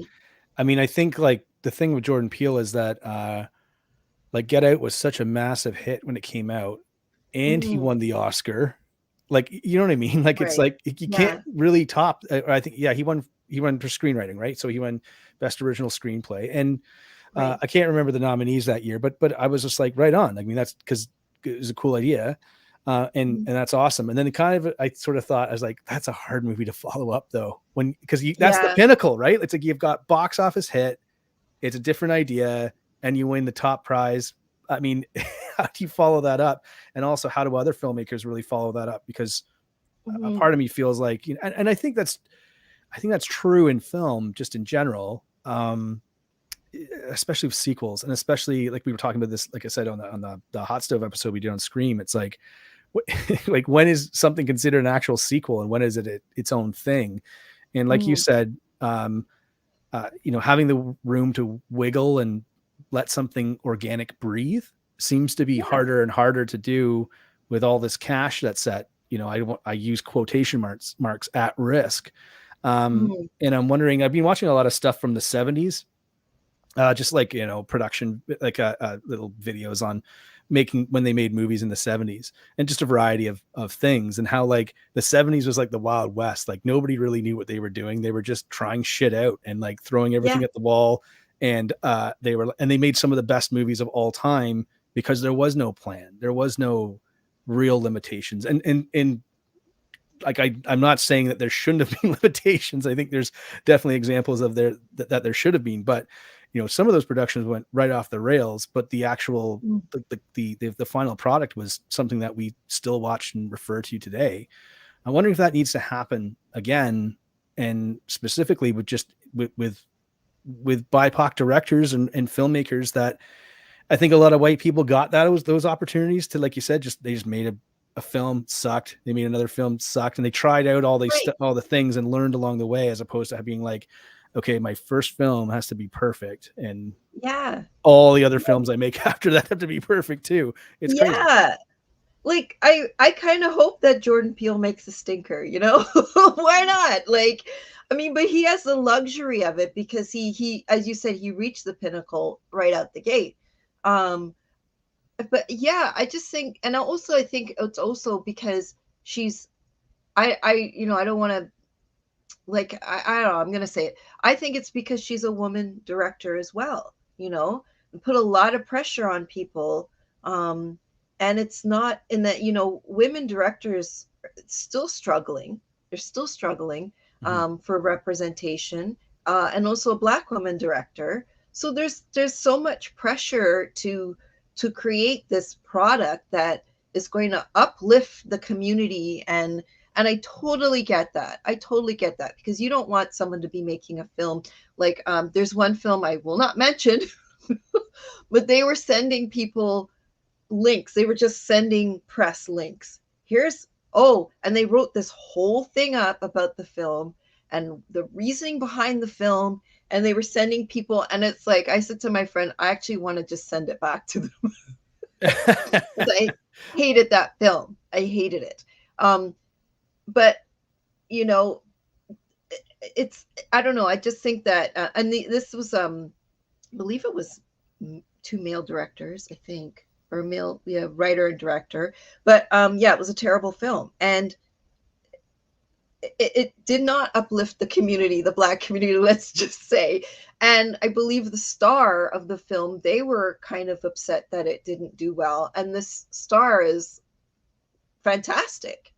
So yeah, that film is like an example of that really didn't do anything for the community, because there's a lot of narratives within Black stories that really, they've been done to death, like enslavement, criminal crime. You're coming up from this crime background. Like, we need new, fresh stories. And I really think that Nia DaCosta did try to capture something new. She talked about gentrification, which is a real problem. It's a real problem for a lot of communities. People are being, priced out of the neighborhoods they've lived in for 40 years. So I think that was a real situation that she tried to convey within this classic film. I don't know. We need to see different stories. We need to see things that aren't like typical and stereotypical. So, and that's why I brought up that, it's not genre per se, but The Photograph, it's a love story, I don't know. We just need to see more like realistic stories. I think just like people living their lives kind of stories. And maybe there's a horror element. Maybe there's a sci-fi element. I think no, but because the one example I think that always comes up is like, operating within genre as well, but is like action movies, right? And people say, well, like, look at all these action movies, and they're all directed by men, and to a certain extent that makes sense, because men like action movies. Like if you look at any sort of demographic of who's coming out of the movie theater, who's buying tickets, like it's skewed towards men, but there's still a component of a female audience there.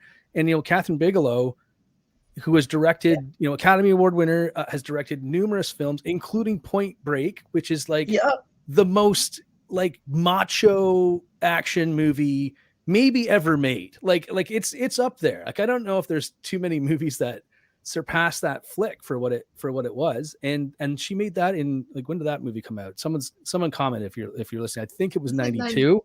I think 91. I think I just wrote about it. I think it's 91. Yeah, which is like 30 years ago. And I'm always surprised by the whole, you know, popcorn MCU big block. But I mean, I've just kind of been like, why don't you get Catherine Bigelow to direct one of these movies? But I don't think she wants to. Like, I have no idea. Just I'm speculating. But I think she's just like, no.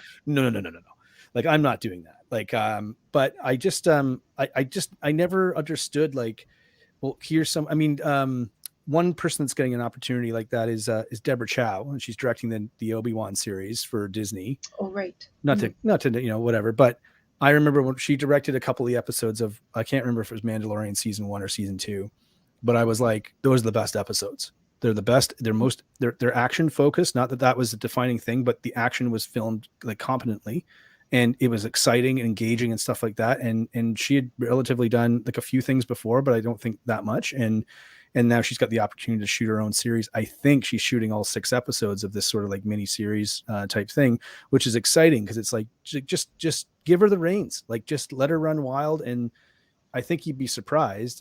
And I think that goes for any director, I don't think it needs to be limited to any, but again, I think like we were discussing, like, don't be afraid to make something less than a masterpiece, I think. And also, anybody else in those kind of positions of studio looking at like money making, you know, don't look at this as like, I got to make the next $1 billion movie. Like, just be happy with, like, it's funny. Like I like a couple things, sorry, I'm going on a tangent here too, but no, it's okay. but it's, and we're going way over time, but hey, we're going to keep it going as long as people are listening. But, you know, for my, like, gone are the days where they would open up a movie. Like, I read an article recently, and I was like, gone are the days when you open up a movie in like 20 theaters or 100 theaters. And then it got some buzz and people went to see it. You did some box office, and then you do expand to like 500 theaters, 1,500 and whatever. Now everything opens in 4,000 theaters.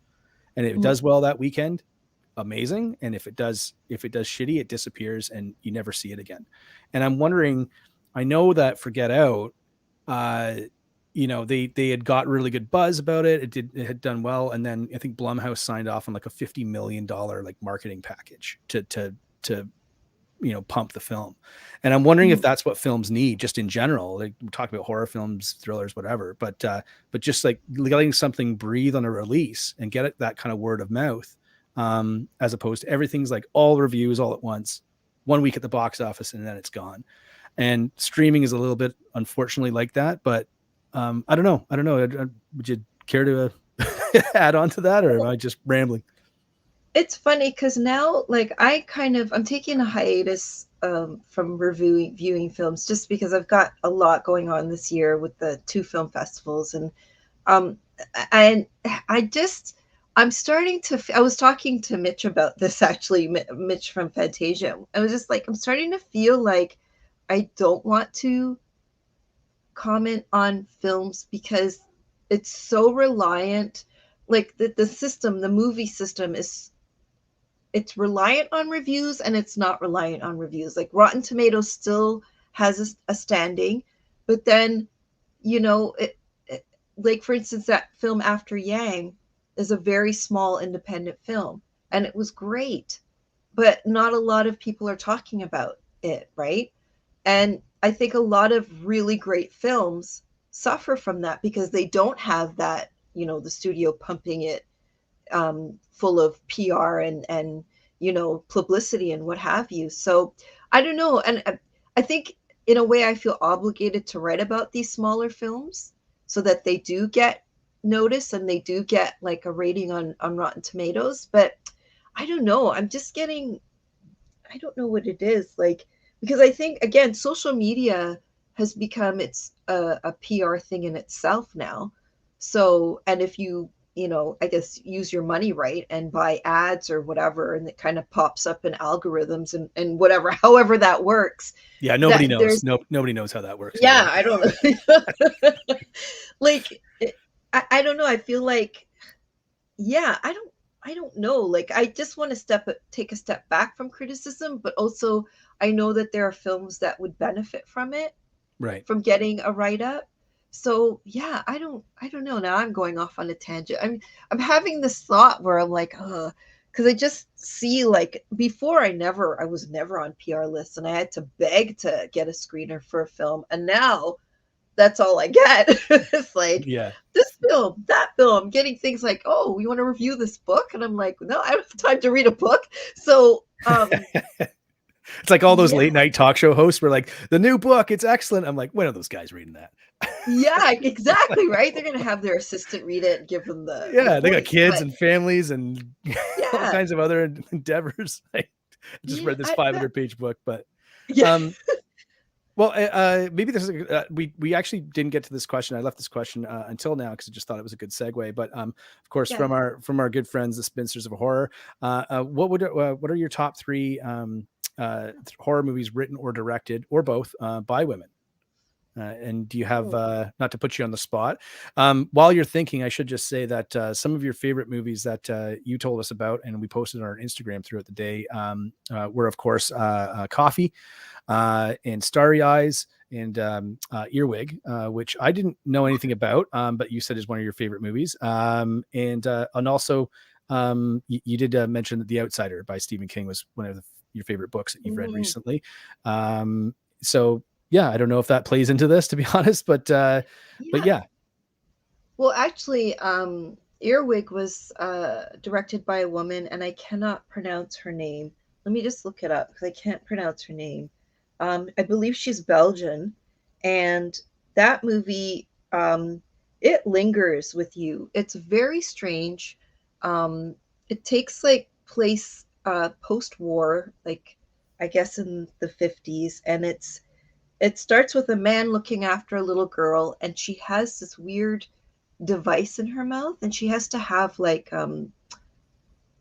frozen dentures, and so he has to replace them, and I guess it's made from her saliva. It's very strange. So he has to replace them daily, and they're in this big rambling house, and then he gets this phone call, and they say, well, it's time to move her.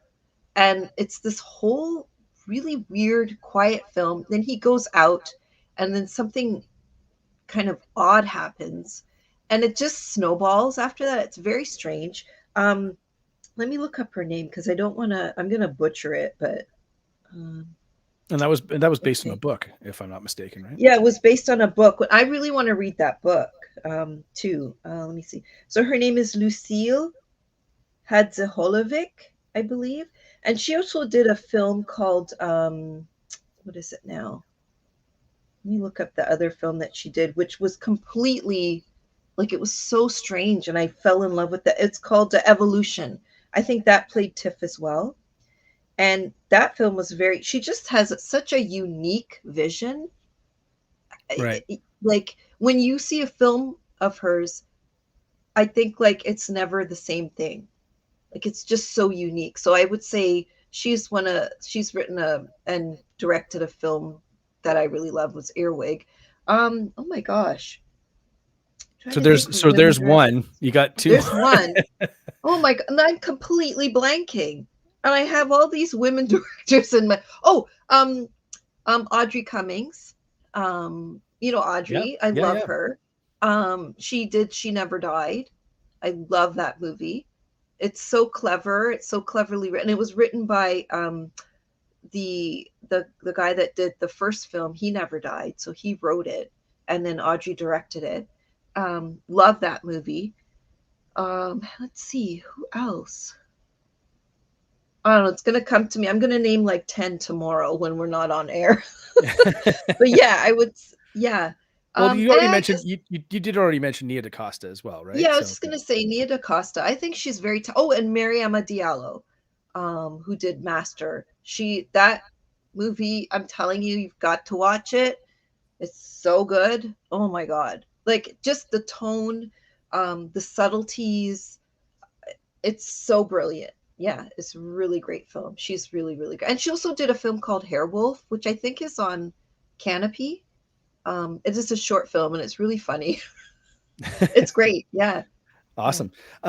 Anything you wanted to add on this topic at all? I don't want to jump off of it too quickly, but I mean, it's a dense topic, right? It's got a lot of, Yeah. I mean, my thing, actually, you know what, this came up on another podcast, so I should ask you, what about, so talking about representation in film, which I think we, as film fans, film buffs, you know, whomever, if you're involved in the industry, I think you understand the importance of it, on at least the face value of the importance of it, of you know, having those extra voices at the table, right? And more input gives you a better team, et cetera, et cetera. And I mean, even just from a film festival point of view, I mean, I think that's probably true in the programming circles as well, where it's like you have maybe conflicting views. I don't want to say you're going to butt heads, but you know, there's not everyone's going to like everything. It'd be a boring world if it was. But I think even just for representation in film, like what about villains in film? Because I find that, like, you mentioned Candyman earlier, and I even remember I had just watched before I saw the new one. I rewatched the original, and I was like, how many villains are there really in film? Like BIPOC villains in film? It doesn't seem like there haven't been a lot in the past. Like, I think, you know, I always think of, you know, Wesley Snipes and Demolition Man, James Earl Jones. I guess you could say James Earl Jones as Darth Vader, or, you know, or the villain in Conan. And obviously it was probably because of limited opportunities. But now I'm wondering if should that be a focus too? Should we have like more women villains, black villains? Because I always feel that can contribute something different to films, right? And I'm wondering if I don't know if it's a focus or not. I can't tell. I can't tell, to be honest. Well, I think because like there's like stereotypes of like the black criminal, right? So there's like a villain in that way that's not nuanced, is not three-dimensional.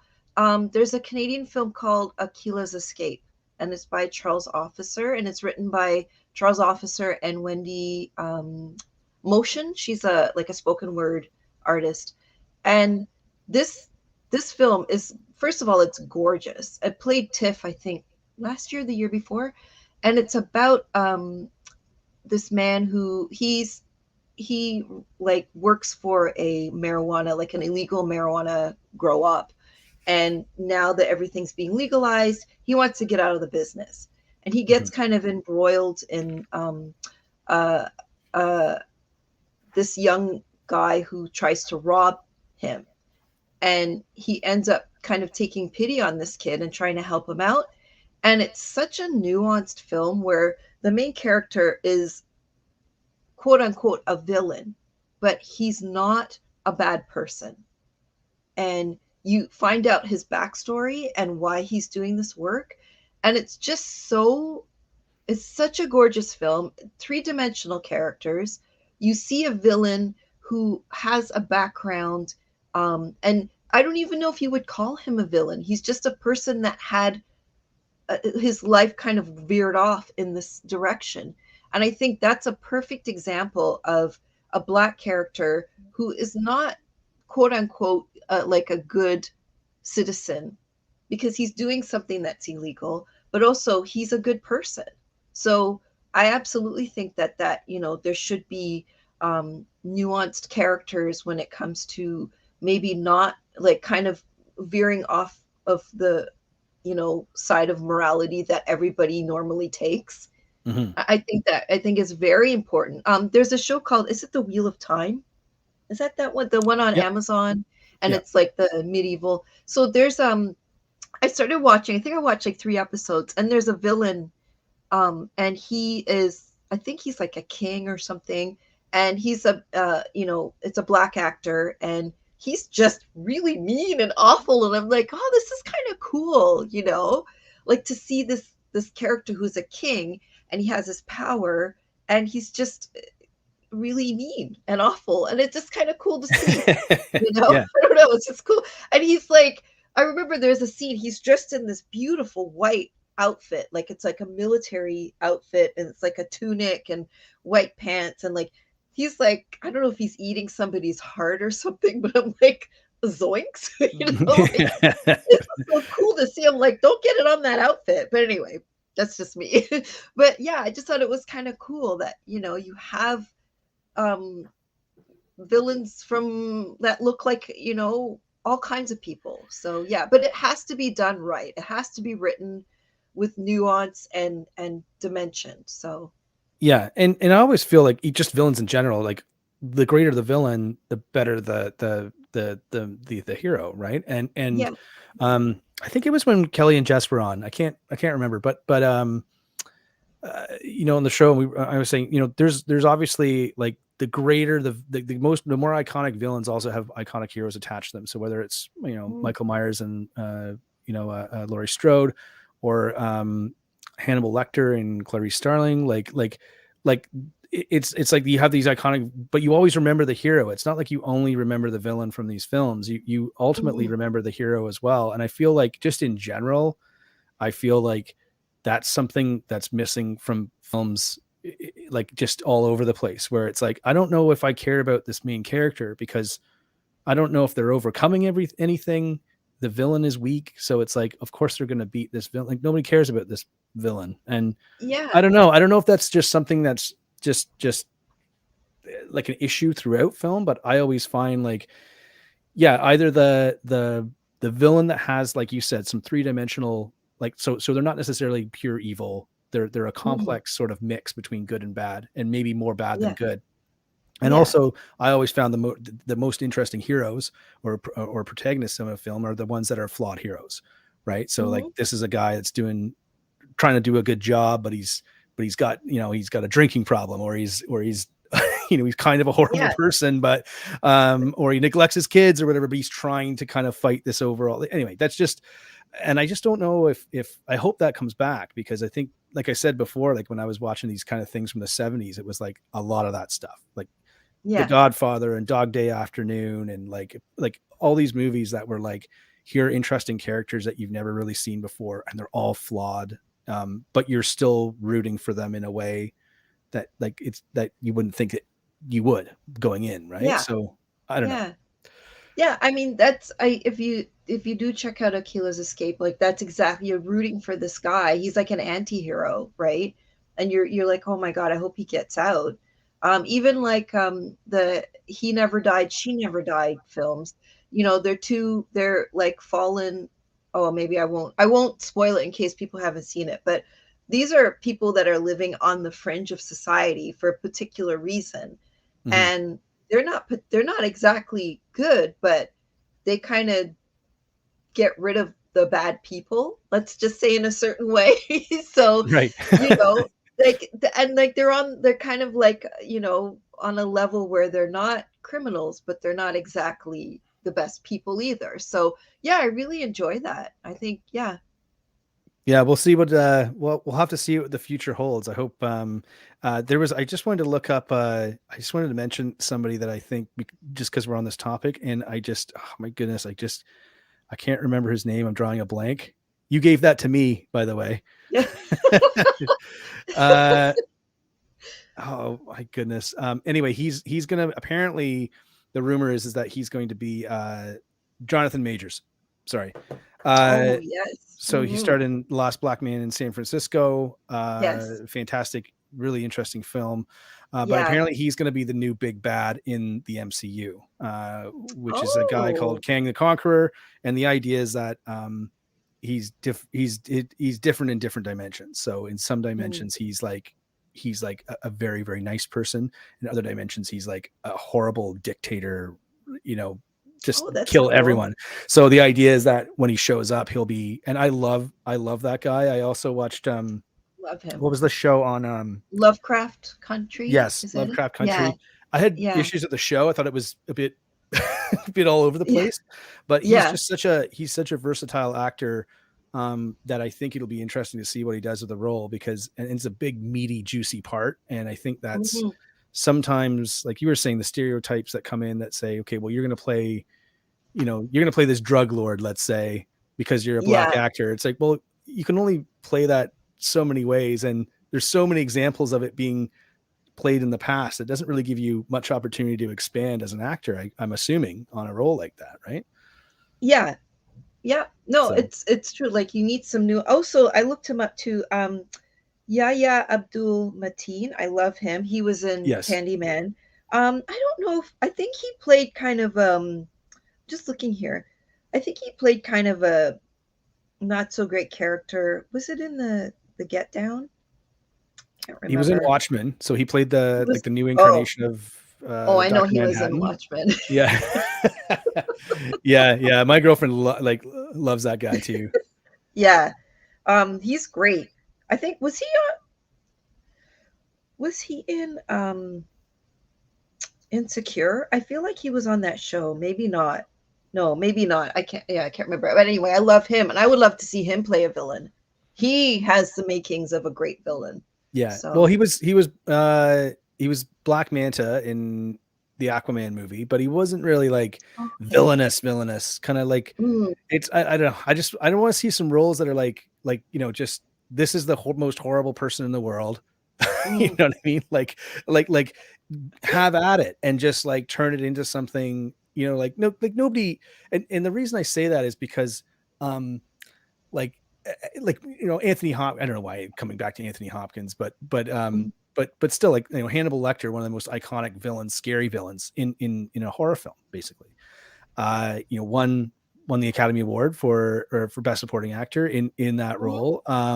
But I don't think anyone gave him that role and said, yeah, but just play him like don't play him that evil, like don't make sure that you're like that he's still likable. Like there's like when you first meet him in that film, it's like when Clarice goes to meet him for the first time and the camera kind of pulls around the corner where you're like, you don't really know who's in that room. And he's like, it's like, you don't care if there's glass there or not. You don't want to even be near that guy because he's so creepy. And so I can't, like, that's what I'd like to see personally, is just like, here's a nice, big, fat, juicy role. Like, just, bite into it and just like rock and roll and see what happens. You know who else is a really good villain? The woman in The Handmaid's Tale, and she was in Hereditary and The Leftovers. What was her name?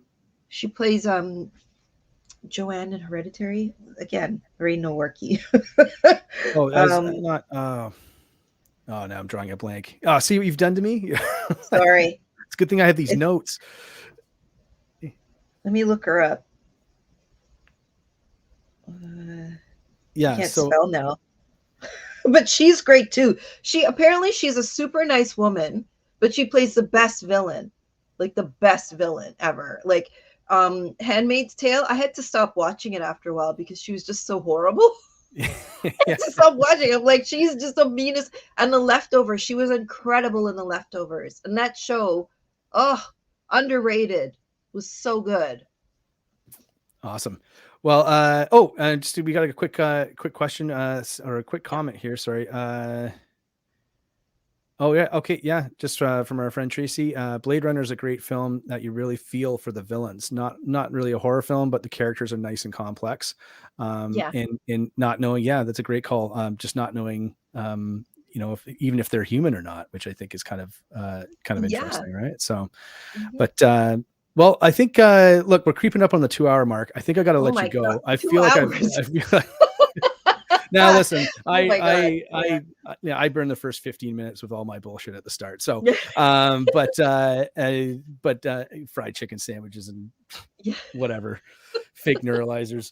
Anyway, listen, just before we go, I'm just wondering if you can let us know what you have coming up. Obviously, you've got your lecture emanating from the UK on April 12th. But of course, you've got Fantasia Film Festival and Blood in the Snow Film Festival coming up in 2022. Give us the rundown just for our audience, just so they know where to find you and how can they do all this fun stuff. Yeah. Okay. So I'm also doing something on Monday for the Canadian Academy. They're having it's called the Members Lounge, and I'm moderating a talk on video editing, special effects, and sound design. So that'll be really interesting. It's got 3 people from the industry just talking about that editing and that sort of thing for horror films. So that should be really interesting. I believe it's at noon. So if you go to the Canadian Academy and click on the members lounge, I believe it's like $10 or something. I'm not actually, don't quote me on that, but it, just see, because I think there might be still availability for that. Fantasia, let me just look at the deadlines. So I believe there's a deadline, April the 14th. That's a late deadline for submissions. Bits, like, you've got plenty of time. So got plenty of time for Bits, because it's not happening until November, right? So you better hope that Kirk and Kelly aren't listening right now. Yeah, I know. What are you saying? Get those films in. No, I'm just kidding. So I know what you mean. I know. Don't drag your feet, but don't drag your feet, but I mean, don't have a heart attack. Yeah. If you really want to get the fire lit under you, you should be getting ready for Fantasia, because that's the late deadline. It's April the 14th, and it so Fantasia is July 14th to August the 3rd, and Bits is November 21st to the 26th. So just stay tuned for announcements from Bits and Fantasia, and I think and the lecture, and I think that's it. Yeah, and then maybe I'll take a nap after everything. I'm tired. Well, listen, I mean, you might have to take a nap in the next 5 minutes as well, because this show, we've gone way over time. But yes. Carolyn, I just wanted to say thank you so much for coming on the program. See, what did I tell you, everyone listening? Like she's absolutely the opposite of boring. And thank you for just fitting us into your busy schedule. You've got a lot of stuff going on, and I was actually pretty amazed. I was like, I know you're busy all the time, but again, just a rundown of what you're doing. You're the director of Canadian programming at Fantasia Film Festival. You're also part of the film programming team at Blood in the Snow, as well as the festival's coordinator for the Bits Horror Development Lab, which we also talked about. Both of those film festivals, as well as the submission process for the Horror Development Lab through Blood in the Snow, are all on Film Freeway. So make sure you check out filmfreeway.com if you're looking to submit a film. I recommend sending it into both of those festivals. If you get into one or both, amazing. It's definitely a benefit for a film, and it will definitely raise its profile. Also, you're kind of still writing for reviews. You're still a Rotten Tomatoes approved critic. You're taking a little bit of a break, but you're also contributing to a podcast. And like I said before, and you just mentioned, you also are a lecturer as well on a wide array of topics. But please go to Carolyn's Instagram. You can check it out at Chemo25. So at CEMO25. She has a link tree there, which has all the links to everything you could possibly want, I think. Mm-hmm. Correct me if I'm wrong. And lots of pictures of cats. Lots of pictures of cats. And of course, make sure you follow Black Fawn Distro as well. You can find us online at Black Fawn Distro. And thanks again for tuning in for Takeover Tuesday. We do appreciate everyone's support. And of course, Carolyn Mauricette, please, thank you again for coming on the program.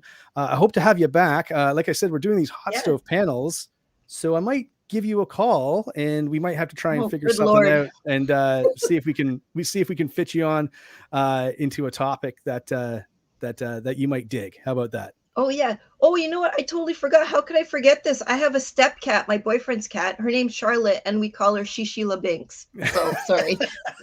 I forgot. That ended on that. Oh, Sheila Binks. Yeah. Or Char. Yeah, it's like, well, I'm glad you got that in, right? Because you can't that cat will probably go, it'll go eat up your shoelaces or something. If you don't she hates me anyway, but whatever. Awesome. Well, on that note, thanks again for joining us, and of course, best of luck with everything that you have coming up. And again, to our audience, thanks again for tuning in. Of course, you're listening to Black Fawn Distro's Takeover Tuesday, and hey, we'll be back in a couple of weeks with another guest, and we've got some of them already booked, and I think you're going to be pretty pumped. So make sure you follow us on Instagram at Black Fawn Distro to see who is coming up next. That's it for me. Carolyn, anything to add? No, but thank you so much for having me on. I love you guys. You guys are the best. Well, on that note, I'm out of here. I'm not going to ruin anything else. Thanks, everyone, for tuning in. We'll see you next time. Bye.